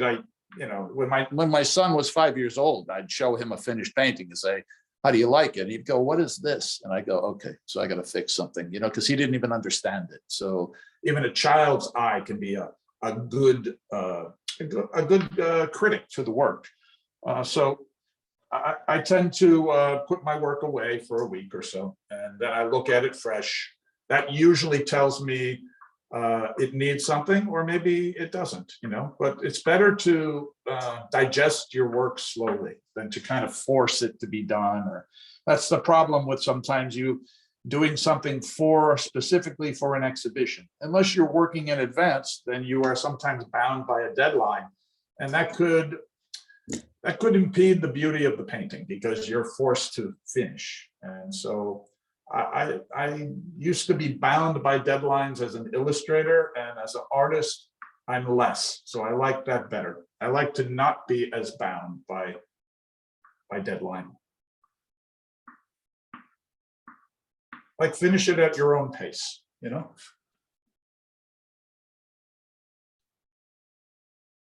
Thank you so much. And it does help the people with similar to your personality and work approach and ethics to know that what it's not a competition. Yes, it's very useful to step out of your comfort zone and let's say try to capture this sunset when colors changing every 20 seconds. Oh, like, yeah. It will help even if you're painting slowly, so you will learn something, but you are who you are. We all have nervous systems, what different and different temperaments and what we like and don't like. So yeah.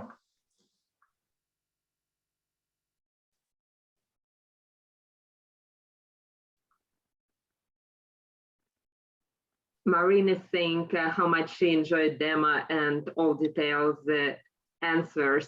Thank you, Marine, for joining. Thank you, everyone who is watching us. We still have 20 more minutes of Brian's time, maybe a few more till the starting point. So if you have questions, feel free to ask them in chat or unmute yourself and ask. This is conversation part, and like we're not gonna go to resolve of the painting considering the depth of the process, but you kind of welcome into the Brian's world from here. Yeah, by all means. I mean, like I told you, I can go a little longer if you want. And give you a little more time if that's good for the group, and I will continue to paint for a while. So.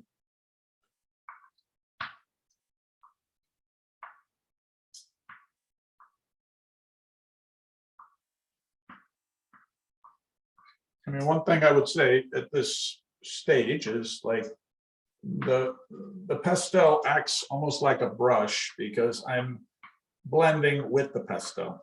I think it is the beauty of a little bit of a, you know, like the level of a Rembrandt pastel is that it has a little bit of more, you know, hardness to it. And because of that, it requires a little force, but that force gives way to a lot of subtlety. And the subtlety is blent, not with my finger per se, but sometimes it's just blent with the pastel itself, just by wiggling it in with pressure. And so I don't have to touch everything. I just kind of touch what needs to be rubbed out a little bit to get a base layer. So there's limited times I'm using my finger in this. It's just sometimes I'm patting it. I'm not even rubbing, I'm just patting. And that just, you know, makes the detail a little less.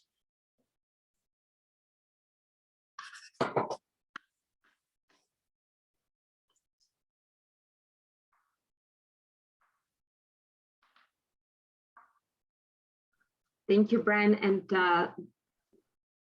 dear participants, please feel free to share how much you enjoyed this event on the social media. We will appreciate any written feedback. That's always help us to improve for the future. Please see our website. We're putting a lot of future events, even till the end of the year. Our Facebook group with our wonderful moderators, Anne and Nancy, are preparing something cool for you starting in December. So make sure you follow us on Facebook so you don't miss all the fun. Our Instagram is lively as always.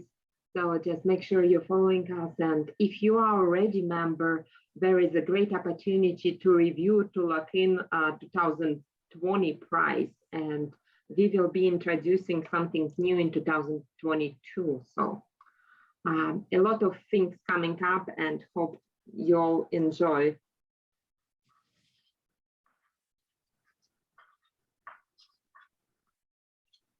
And to answer Brian's questions, of course, we will stay as long as you have time for us. Yes, absolutely.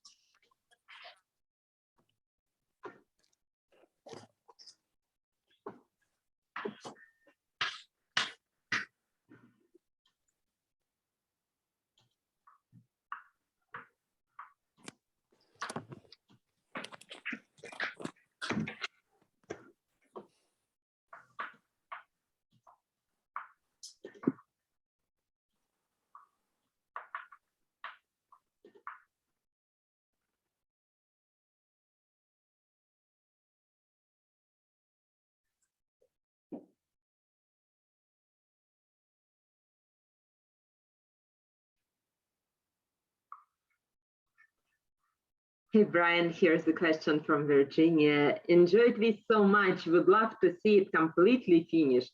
Where can we see it and when? Thank you, beautiful.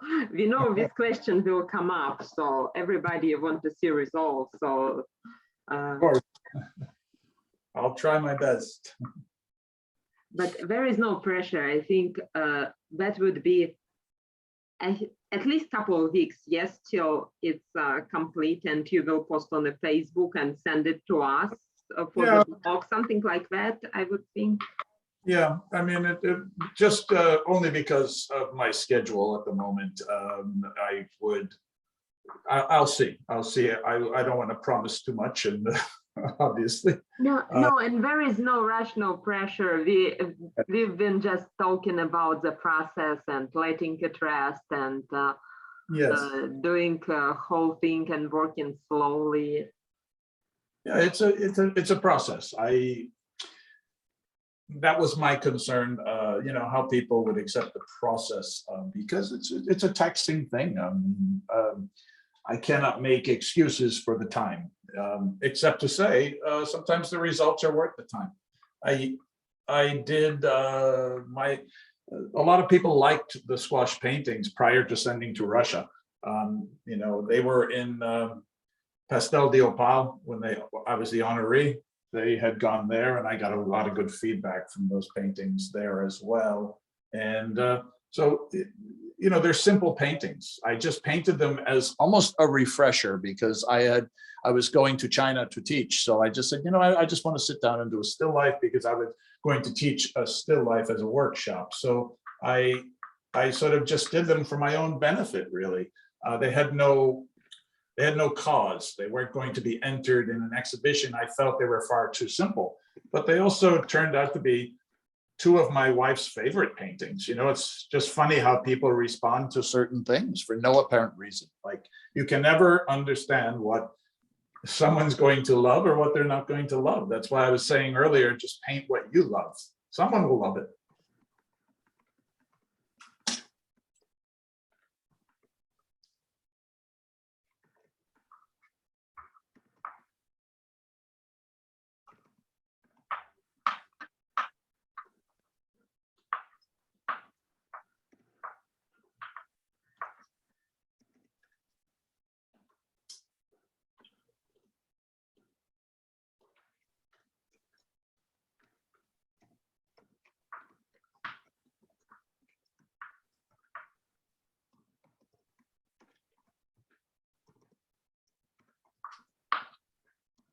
With this paper, I am flattening the edges of the pastel, and I do that for several reasons. It gives me more control to sort of scrape, or I don't really even want to say scrape because that sounds violent to the paper.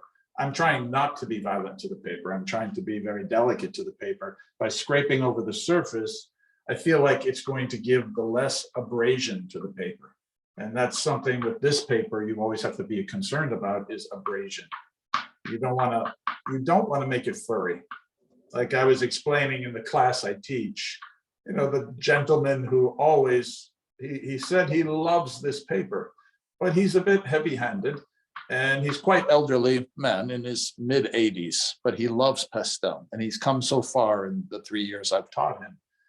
But he's still a bit heavy-handed with the reefs, and it does get furry on him, but it's nothing that I can sort of train out of him. It's something he has to feel and see. I can make mention of it, but that's all you can do. Like, you have to sort of learn your own sensitivities to your mediums and to your substrates, your papers. And this paper definitely has some things that you must do if you want to be protective of that. It's not something that I could, there's a woman who usually works aside of him and she always uses pastel mat. Pastel mat, it could go through a fire. I feel like you could do almost anything to that and nothing will hurt it, versus Reeves, which is quite delicate. The delicacy can be a good part and a bad part, you know. It's like I said, if it gets furry, you may say this is the worst paper I've ever used. It has a tendency to deaden colors unless you're leaving your marks seen on the paper. Like if I just leave a mark on the paper, yes, I can see that and it stands on its own because pastel happens to be pure pigment. So, you know, you can use this to great regard by just making your marks at the end.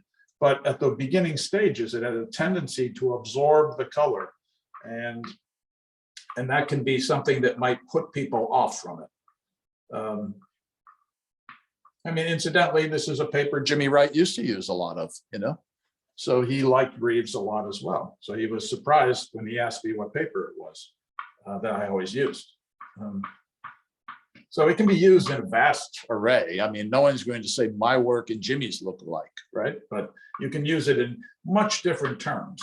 It's just a matter of you figuring it out for your technique, the best way to use the paper. And it is, you know, everything is process oriented. You know, you have to figure out what works, what doesn't work.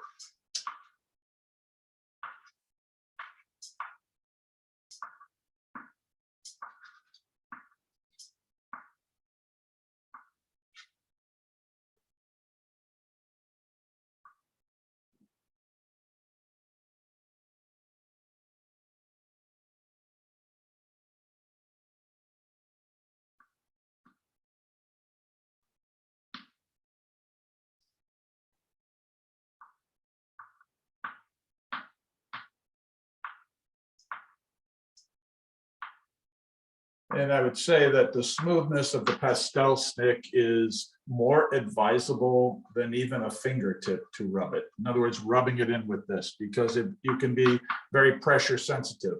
To sort of just, most of the rubbing I'm doing is sometimes just a patting. It's not an aggressive rubbing because I'm building these layers and the layers should substantiate what I need done. In other words, I should be able to control what I'm showing you with the layering of the pastel, not the rubbing. The rubbing could turn it into a big mess. It's kind of like painting on a wet oil painting and it starts to get muddy. If you keep rubbing, a lot of paintings, including pastel paintings, can get muddy. So I would always advise kind of limiting the rubbing, build layers of color. And then if you're doing rubbing, try to see if the pastel will do it for you before you just cave into your fingers. Thank you, Brian. And I have a question about your magnificent underpainting. Masafumi, I hope I said your name right. Question here, what's the most helpful point for you to do the very detailed monochrome underpainting? What's the most helpful? It explains my values. And it also is basically, if you notice, it's really only treated in areas of some shadow or some value. So I'm leaving broad areas. I mean, there is value in here and turning on that pair in the lighter section that is left white. But I'm not putting that. Why? Because the blue would maybe deaden the color a little bit. So I'm leaving areas white for purity of pigment. And that's what I'm allowing the white paper to do, help me keep the clarity of the pigment. So it really is a tonal objective first, that I'm trying to make sure I'm happy with the tonal range that I'm creating. And then it also is a helpful tool in kind of keeping that throughout the painting. So that's the main philosophy of an underpainting, that for me is that it is setting up my tonal range.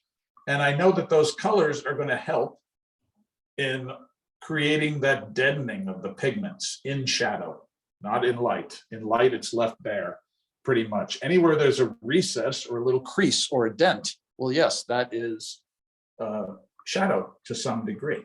So that's how I'm treating it. Now, is this going to be found in the big book of philosophy of painting? Probably not, but it's my personal take on it. And I think it still goes back to what is a philosophy with underpaintings, like why underpaintings work or do not work. You know, it's based on you deadening color in shadow and then adding brighter colors in later on, of course, but I'm deadening those colors first because the vibrancy of the pure pigments, I chose these bright colors so that we could speak about that a little bit, that the bright colors need to remain very bright in areas of light, but need to be controlled in areas of shadow because the color is changing.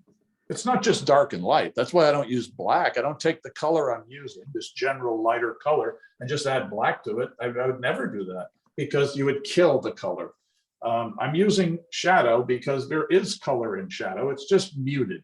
And I like that aspect of muting the color with an opposite. And in this case, the opposite of orange is blue. So that's predominantly why it's a twofold reason why I generally use a lot of blue in underpaintings. One is that it's one of the purer pigments in a box of pastel. It's very tough to find a pure pastel of purple.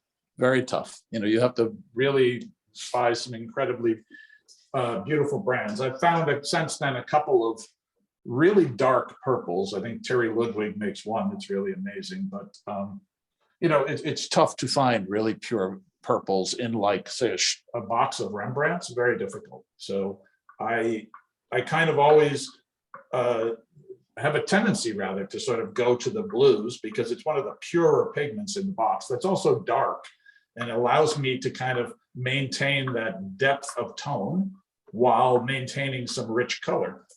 It's easier for my brain to think about color in terms of opposites and color wheel than it is just like, you know, applying direct color. I'm always thinking of mixing. So I'm always thinking like, if I add this to that, it will turn this. So that's why I tend to use these underpaintings and have a tendency to use blue. Brown is an amalgam of every color, if you think about it. Like you say, okay, well, I mix red, yellow, and blue, the primary colors. What do I get? Well, spectrally, you may get white, but that's science. You know, if you're talking about reality, you get brown. And brown is a dead color in many cases when you're using it for a mixing color because everything's already in it. So the purity of the color matters. So that's why I tend to use blue, because it's dark enough and it's and it allows me for great mixing. When I was doing a lot of painting, many times I used an underpainting that was in the purplish, like a ruddy purple, like a very earthy looking purple as my underpainting color, because I was able to, in paint, match that vibrancy of color that I still wanted to keep in my underpainting. And I couldn't get that using pastel when I was using certain pastel brands. Hopefully that makes sense.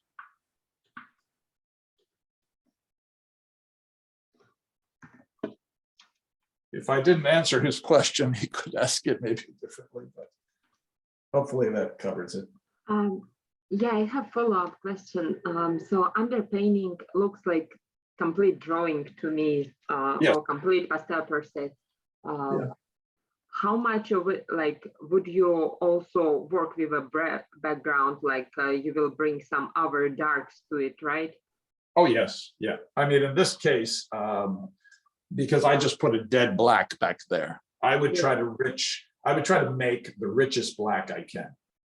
Years ago, somebody was getting rid of some Grumbacher, actually, old Grumbacher pastels. And I found that in that box, there was this really dark blue, almost a navy blue, but it was so deep. Like sometimes blacks can be very flat. It's like the difference between in paint, ivory black and Mars black. Mars black is a much flatter black, and ivory black is much deeper in terms of its blackness. So I would often use that for a black. In those Penza paintings, I used that blue black, it was called, but it's not blue. I mean, or not black rather. It's very blue. It's just very deep. And it has a little bit of the same quality as this Prussian blue does in terms of its, I don't know, dullness. like this isn't a vibrant blue, it's dull, but it gives depth. And I thought it was a nice tool for a black background. I don't often do a black background anymore, but when I was doing those Penza paintings, I was doing some still lifes that had a lot of, blue and a lot of black. And I kind of like found that was a really helpful color to get a deep black. And deep black is kind of challenging sometimes. Sometimes I've seen online people blogging about what is the deepest black.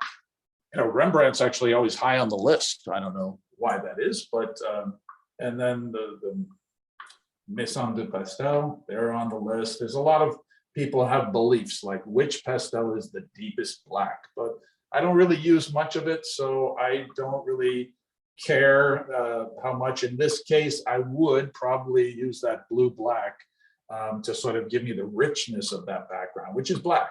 And then in these foreground areas, I would gravitate towards things that are kind of like a gray green. I could see there'd be some reflective color here, some oranges, even some browns that would work their way into this shadow down here. I can still see blue in there, but I do see the orange reflecting into it. So that combative color, orange and blue, really, even on a subtle level, you will see it. Like in my painting, it's not like people are going, wow, look at those colors, but they're there. It's just a subtle version of color. I would never compare my work to Casey Kahn's or something, like overt color. Yes. So I'm kind of in a different mentality about color, and it's just my way of thinking about it. So, like I said, I'm very unschooled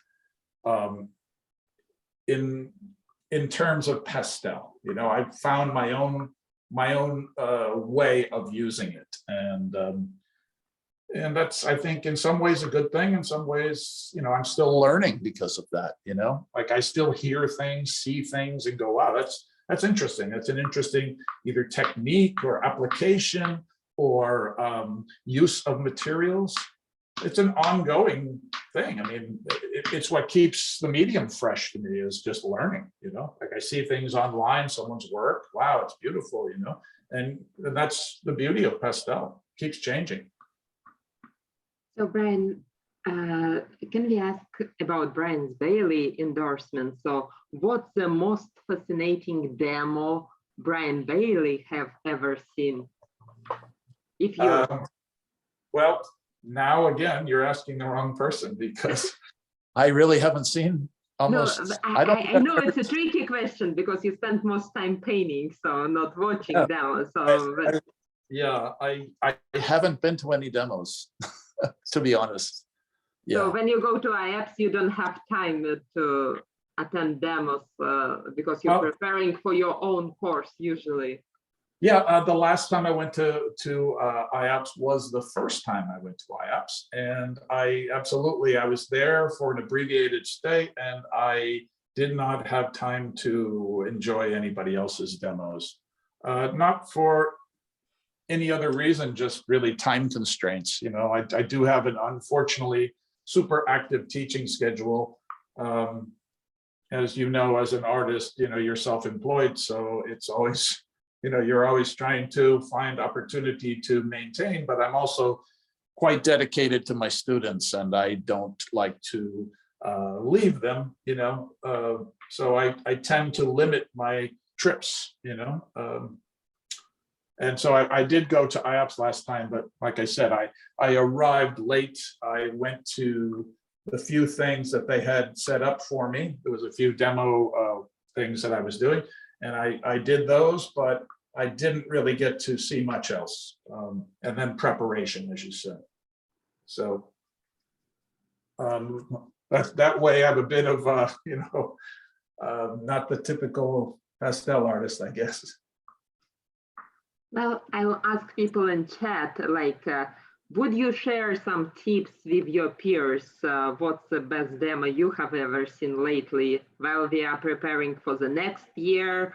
Our lessons, like, please type in the chat, everyone, what was the most spectacular demo. And to clarify, you can put Brian Bailey because we're all enjoying this demo very much today. yeah, I mean, hopefully this time at IAPS, I'll be able to enjoy a little bit more. I've been looking at the schedule. It looks very enticing. So, and everything in the same time, you know, so like, how would you choose? And I don't know, decisions. Yes. And I really want to make a trip to a fashion's house. And you need for that additional days added to your trip to go to Taos, New Mexico. Yes. Yeah, that would be interesting. I didn't have a chance last time. I'm hoping this time I do, you know. I'm looking. Right here is Nikolai Fashion's book I brought last time, so it's really cool. But the most impressive collection is in his house, Taos, New Mexico, and he has some amazing portraiture work and inspiring to many artists in US actually. Yeah.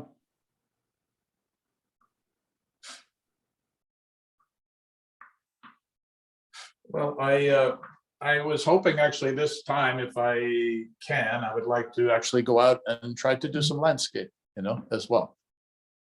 I did have one really fascinating dinner experience there on the top of one of the hotels, the Chaco Hotel, there, Hotel Chaco, and watched the sun go down over the canyons and the desert, and that was unbelievably beautiful. So I'm hoping at some point I can paint there, you know.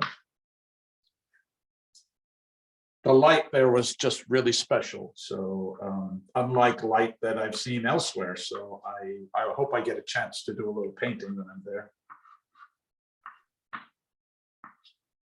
Yeah, you're getting used to it in Red Rocks, but the golden hour especially, but everything has kind of in a desert that peachy, warm orange undertone, what you can like just feel in the air. And like I came from Smoky Mountains of Tennessee, where is everything is bad blue, green, like even when it's golden fall, you just see that blue color floating in the air. And I came to Las Vegas and like everything is orange. Like, do you see? Like, I cannot wear same clothes. Everything looks different. Like, it's just effects of the color. Yeah, I mean that's exactly how you described it. Was how I felt. It was that peachy color. There was almost turquoise in the blues, and it just was very special light. And I just I had never seen light that way. You know, so it was really beautiful, and even in a very short time, it was just one sunset that I really was able to enjoy. And it was the sun going down over the desert. I wasn't watching the sun go down. It was the ambient light from the sun going the opposite direction, but it was just beautiful. And so that would have been a really compelling thing to paint.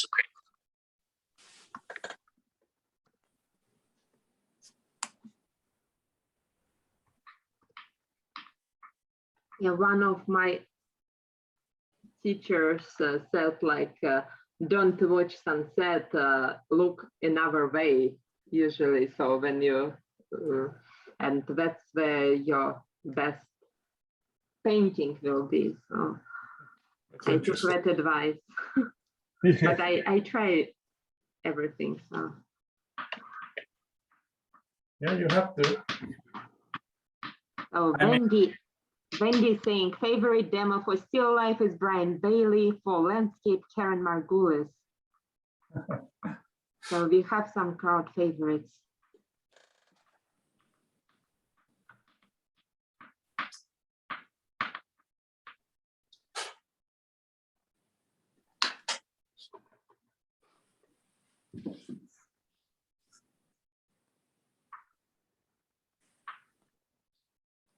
I would have done the demo in my private, you know, my own studio for my own work. It's just right now I have painting on the easel. It's too confined in there. It's too filled with too many things.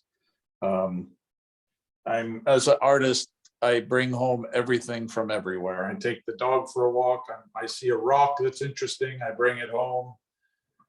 And my wife says, you'll never leave this house because it's like a museum to everything I find and collect. And so that's partially true, but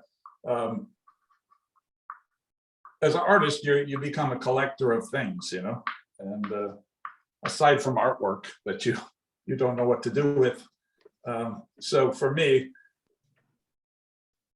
all these objects I surround myself with sort of have to gravitate back to my personal studio, and I don't have a lot of room in there, unfortunately.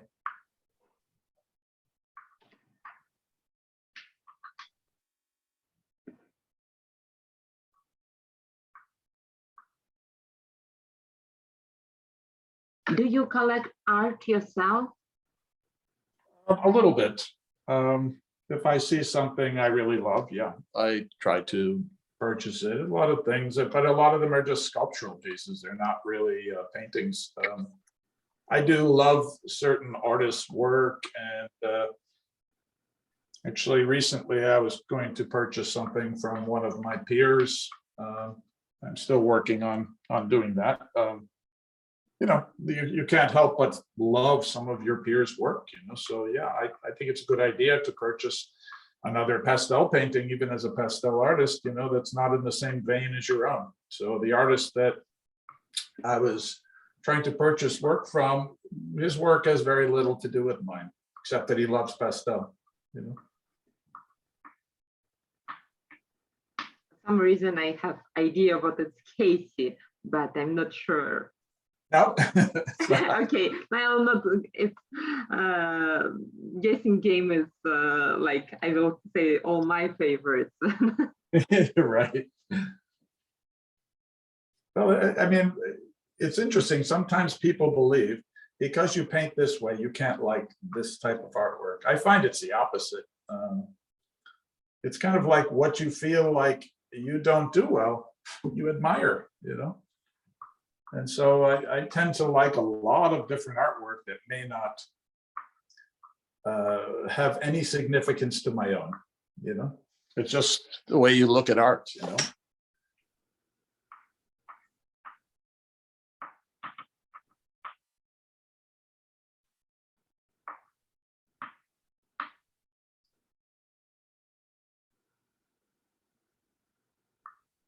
Thank you, Lisa. Georgia Keith said about New Mexico, it's something what's in the air, it's different. The sky is different and the wind is different. I'm sure she said that with a Russian accent, like I'm most positive she did. She did not.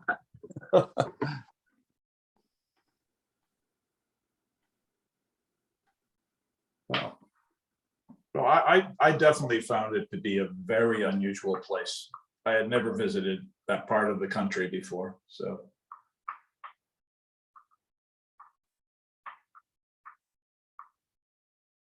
I also had an interesting excursion that day. I went to the front of the hotel. I asked them about, you know, demo materials, and we were doing a still life. So I was looking just to pick up some vegetables or whatever, fruit.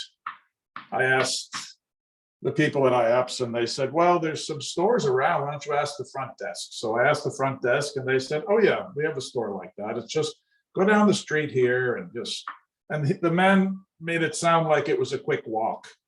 So after about 40 minutes of walking in 110-degree heat with a black t-shirt on, I realized this was, I wasn't even getting any closer to this store to purchase my demo materials. And I just got back in the nick of time for my demo before it was due to go on stage and do all the work. But that was, everything is quite expanded there as well, like distance versus living in the New York area.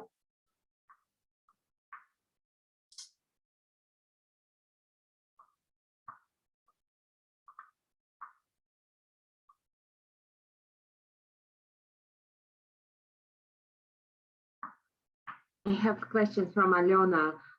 Brian, where do you find your inspiration? And thank you for your demo, it's great. I think I find my inspiration from nature, you know, everything. even figuratively. I mean, I tend to look at the figure as like, nature's greatest gift, So I would say nature 100%. That's my inspiration. Like I said, I mean, as a child, I spent most of my days in the forest. It was a very idyllic situation as a child. So I just roamed the forest kind of freely. And that was my world. Which, it was a good beginning, as an artist, I think, because it's a good inspiration. You learn certain sensitivities to the world around you. And so it's a big part of my work, I care greatly about the environment. And I think that also lends itself to some of the work that I do. Yeah, I would say nature. Well, for me, it was the most amazing. Like, I saw the paintings first, and after that, I heard the story. What it was the best part. What you grew your own pumpkins. I admire your technique, your hours, and that's. If you're talking about authenticity of a process, and like you make your own panels, sometimes your own pastels, like you grew your own still life setup, you probably built that box in front of you. So everything is authentic to you, to Brian. So like, even if we copy this process, we talked about that yesterday, still not be you. So it's, it's a way, it's like true artistry in everything you do. That's the greatest lesson. Thank you. That's a good point. I mean, unless someone else verbalizes that, like you just did, you don't really think about it much. Like someone else has to say it before you realize it. Like in our talk yesterday, I thought it was really wonderful conversation because I ended up, I ended up learning a little bit about myself by talking about myself to you. Strange. Well, yeah, and I'm still hoping for Instagram interviews when we will restart series, because like I like to ask artist questions and you kind of like meet personalities and understand like you don't supposed to be this way or that way, paint this way or that way. It's just how different everybody is, and you kind of finding your tribe and your place in the artist world, and there is room for everyone. So and how different everyone is. Yeah, that's interesting stuff. And like I said, you don't think about it lots of times, until someone poses the question to you, then you go, wow, I guess that's true,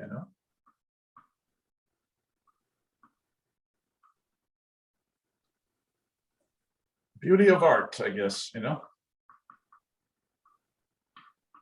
Like I said, it being an extension of who you are as a person is kind of deeply locked in what made you a person, like how you grew up and, how you evolved as an artist. My father was a businessman, and yet secretly he wanted to be artist. So he kept buying me art materials. So, but it's very encouraging when you have that support. So, and for many artists, it starts with a box of pastels, giving or found it. So, well, he was a product of that World War II mentality, and he was one of 16 children. So he could not fathom becoming an artist in his own mind. And though he bought me materials, when I turned 18 and said, I want to become an artist, he was not so behind me then. It was more like in his mind, it was a very wonderful experience to be an artist, but not maybe for his son, So he he encouraged it and discouraged it. So very different,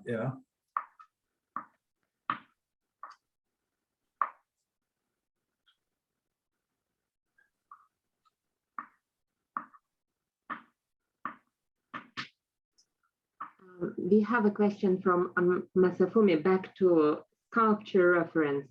I'm impressed what pastel painting is like sculpting. I can imagine that for figure and still life painting, but not for landscape. How do you think? Oh, and I think he's asking you, not me. So he's in terms of my style, yes? I think he's thinking in the context of that. In terms, how would I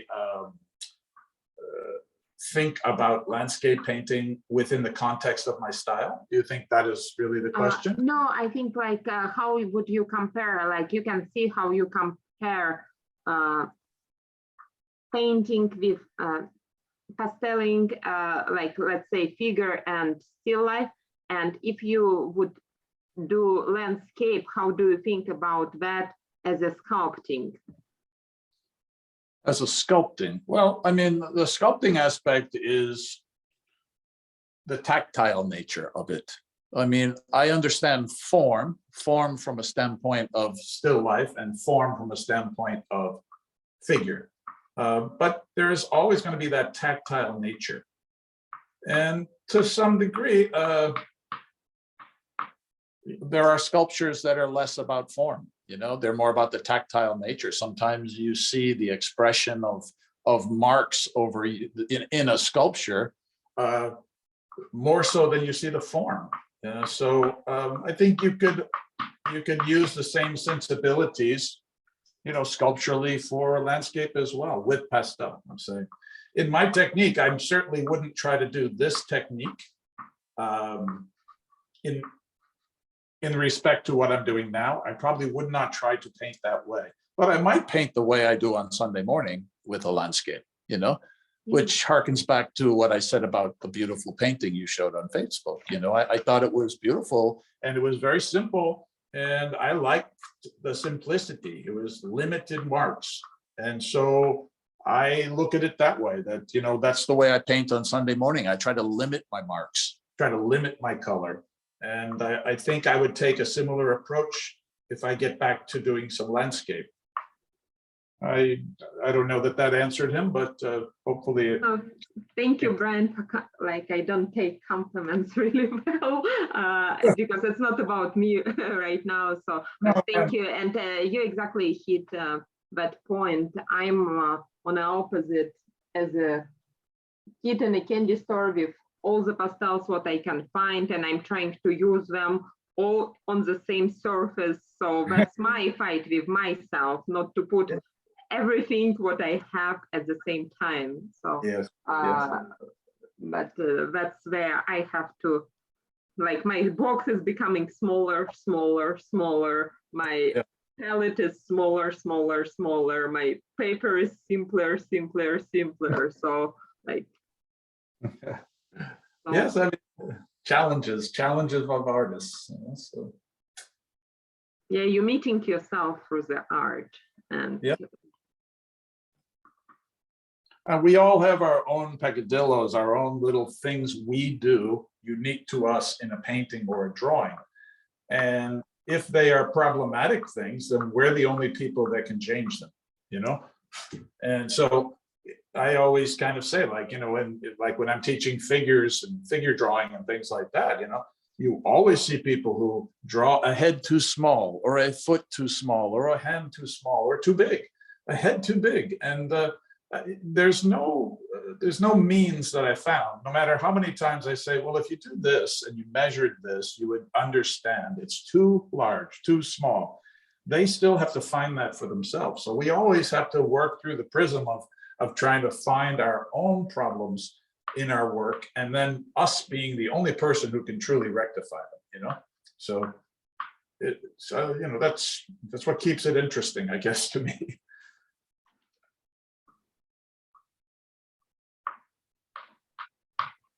I like how generous you are with your teaching and what you mentioned, how much you learn from your students too. So you don't count that time as counterproductive to your own process. It's kind of supplement your own journey. Yes, absolutely. You know, I guess when you formally, and audibly say things to someone to make them think about the way you paint or draw, you learn in that process. So, teaching is such a valuable tool for the artist, I think, because you end up learning so much because of what you're saying to tell someone else would benefit them. You learn how it's benefiting you.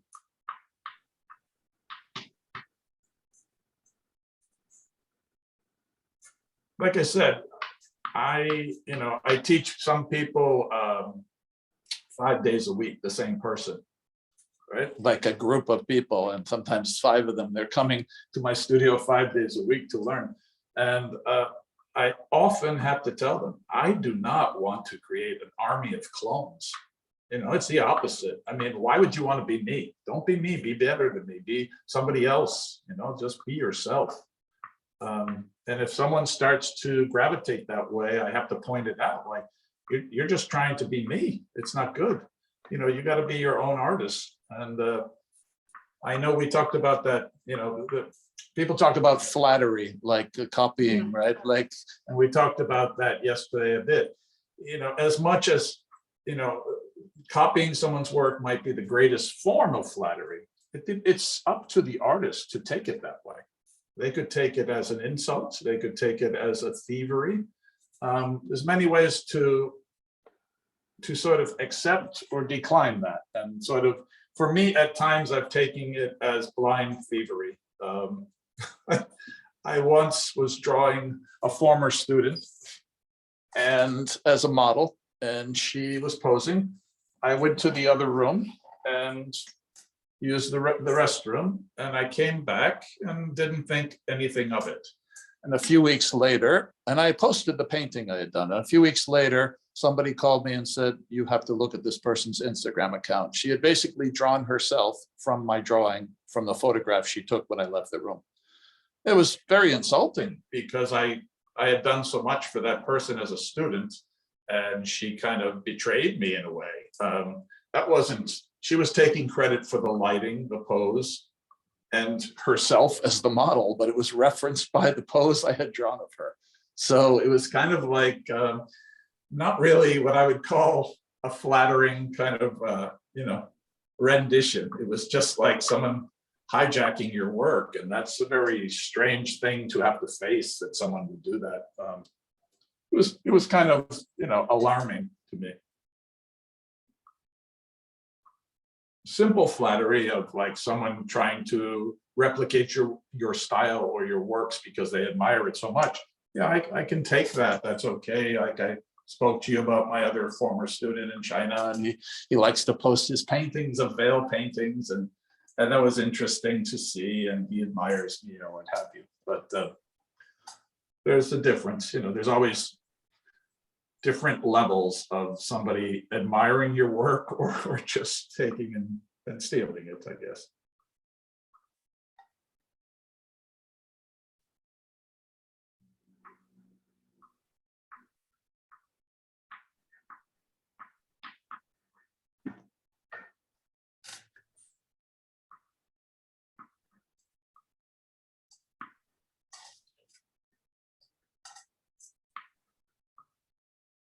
Brian, when we will finish today, I may ask to take a picture of the stage, what you will leave it at as a progress picture, and your palette, what you used till that time. I think that will be very helpful tools for the blog. Okay. Yes, absolutely. I mean, most of my palette is in my hand, so, which is, as you can see. Yeah. My wife quickly poked her head in at one point and said, you have pastel all over your face. So I'm sorry if I was covered in pastel. Oh no, that's actually, I think, saying what you so absorbed by the process, what you're painting good, like. Yeah.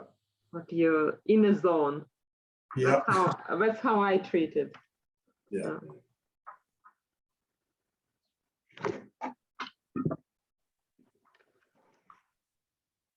And I don't know how much time do you have. That's been very enjoyable. Thank you all the participants for joining us, hope you will take another look on our exhibition, what we still have online, beautiful video what we produced.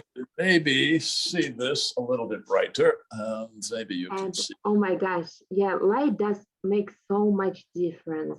Like, Yeah, is that better to visualize it this way? Is that? I have light in my face too, so to see that it's absolutely beautiful. Oh, good. I hope it wasn't bleaching it out too much, but as you can see, it kind of fairly illuminated. So yeah, light can make it or can destroy it. What lighting? I cannot talk today. Sorry. What do you use? What equipment do you use for your studio? for the lights, they're just LED lights that are suitable for painting. I don't use a lot of heavy equipment.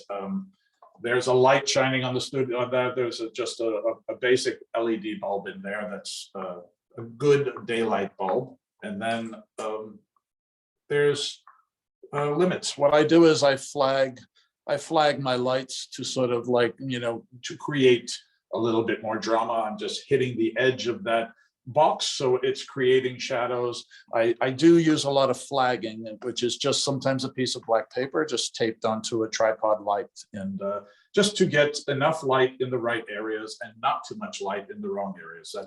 That's key, that you're kind of not over illuminating things. So I keep it pretty simple.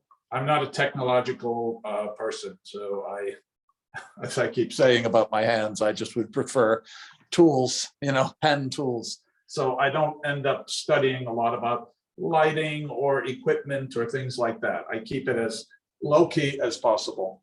One thing I just want to show you is, I am working with my lap as basically my palette with it. And that just keeps a few pastels. I have pastels to my right, to my left, and I don't end up challenging that too much. I kind of keep maybe about 6 to 8 pastels in my hand, which is now deeply covered in pastel. And I just hold them. And when I'm ready to rub a different area, if I was going into the pear, I would not even wash my hands. I would just rub it off, because believe it or not, there'll be enough orange that is hitting that pear that it will adjust the greens. And that orange won't hurt it. If I mix orange, a vibrant orange and a vibrant green together, I'm going to get a very deep yellow, a beautiful yellow. So yeah, I keep it simple. Any other things before would you like me to continue? Or any other questions? I'm just, I don't know, you're in control, so you tell me when you're done, we are done, not when I'm done. So I just don't know when it's going to be. So I want to say thank you to everyone who is joining. We have people coming in, leaving, coming in. So yeah. Yeah, I do have to teach a little bit later at 4.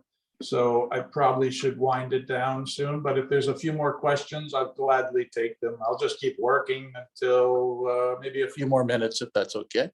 Oh, that's absolutely fine with me and with everyone. We get messages how much everybody enjoying it in chat. And guys, if you want to unmute yourself, say a few words, say thank you. So while we have that opportunity with Brian in his studio. I'm going to switch to gallery view, and we are recording this video subject to all technology to being friendly with us. We will have it up in a day or so, maybe to be safe. I will say tomorrow we will have it up, because it will be a large file and stuff. Yeah, I imagine.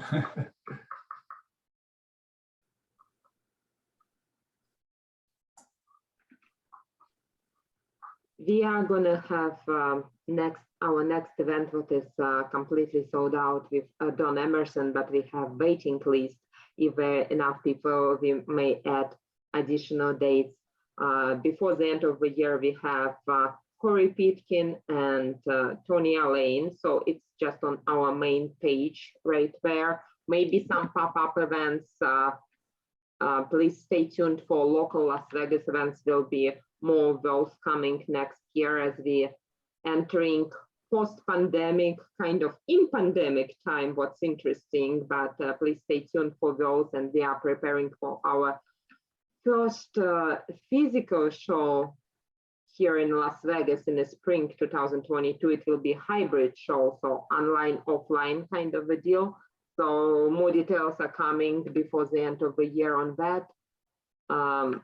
There is a lot of things in the progress and work. All your support, help is appreciated, and all feedback is taken, and we always can use more volunteers. So if you want to volunteer, please email me. I'll find you a job. We need help with social media, Facebook, Instagram, blog creating, video editing, some administrative stuff. So Zoom, we need Zoom sitters. So as a second person, so we can, if I will lose power for some reason, but we will still have a beautiful recording. So if you have your power, that can be really helpful.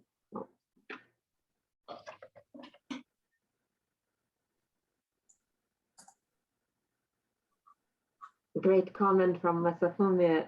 Thank you, Brian and Dash. I learned not only about techniques, but also about being an artist. And that's a comment from the artist with more than 20 years of experience. So that's always like so humbling, and from so many people. Thank you. That's a very beautiful comment. Thank you.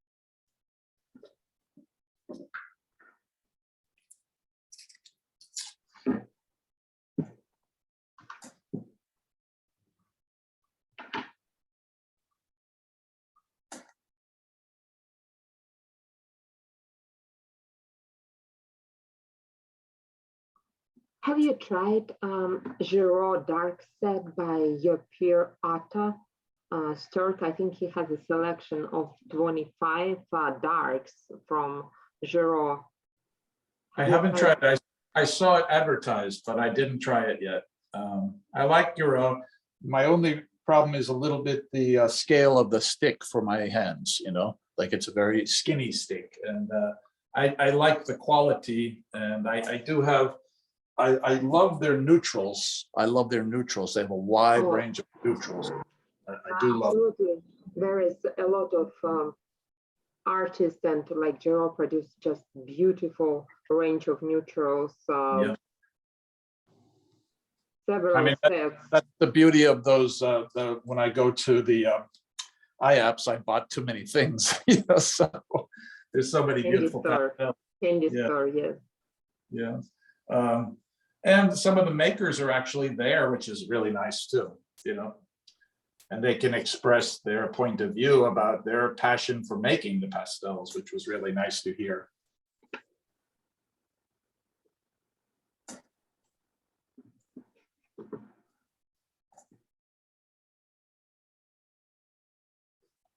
Yeah, I met Michelle Applin with Giraud representative in US. She was early joining us today. She was just a sweetheart, and like love her from meetings in Pastel Society of Southern California. Tamara with Art Spectrum, of course, Craig from Dakota Art representing Blue Earth, of course, Pierre with Sennelier. They all sharing insights, and some folks with Hand Pastel and Richardson. Like everybody is there and so friendly, and you have samples and test zones and demos. So there is whole additional party going on in a candy store. That's right. And Terry Ludwig offering margaritas. So that's always not to miss. Yeah, it's quite an event. So Cautiously optimistic, and if you to renew your membership with Red Rock and to go to IAPS convention and register, registration is open right now. Please see details on IAPS website. Please select Red Rock as your home Pastel Society. We will be very honored. It's fun when you have a group of peers together, and we've been virtual for most part of this year, but it will be nice to see everyone in person. that's for sure. I mean, it's been a long journey getting through this, and hopefully we all stay safe and get there to IAPS. That's my hope. It's been a long journey. So hopefully we're back into actual exhibitions and actual, festivals and things like that. Maybe we will wrap it up here. Any other photos or anything you want? Yeah, if you take this photo and I like how your pastels were on on your lap, but that's a great photo, and to show hands, like we always do like dusty fingers when we encourage people to paint, like do your dusty fingers to show like what you actually, not just talking pastels, what you actually pasteling. I'm a pastel artist. That's for sure. Yes, you are. Like definitely. I hope you guys inspired to paint more. Thank you everyone again for joining. Please say hi, thank you, and we're gonna wrap it up for today. Thank you, Brian, for your time again. I ask for this opportunity, our partners at Pastel Society of Russia, and for those who in Moscow, you will be able to see Brian's pastel in person during December show. And right now we are online in Art of the Pastel exhibition. Please watch video what we posted on the social media. Subscribe to our email to not miss out on any other events what we will have going on. And thank you again, everyone. Thank you, Dasha. Thank you, Brian. Thank you, everybody, for watching. Hope you enjoyed it. Bye-bye now. Thank you, everyone. Bye-bye. Thank you.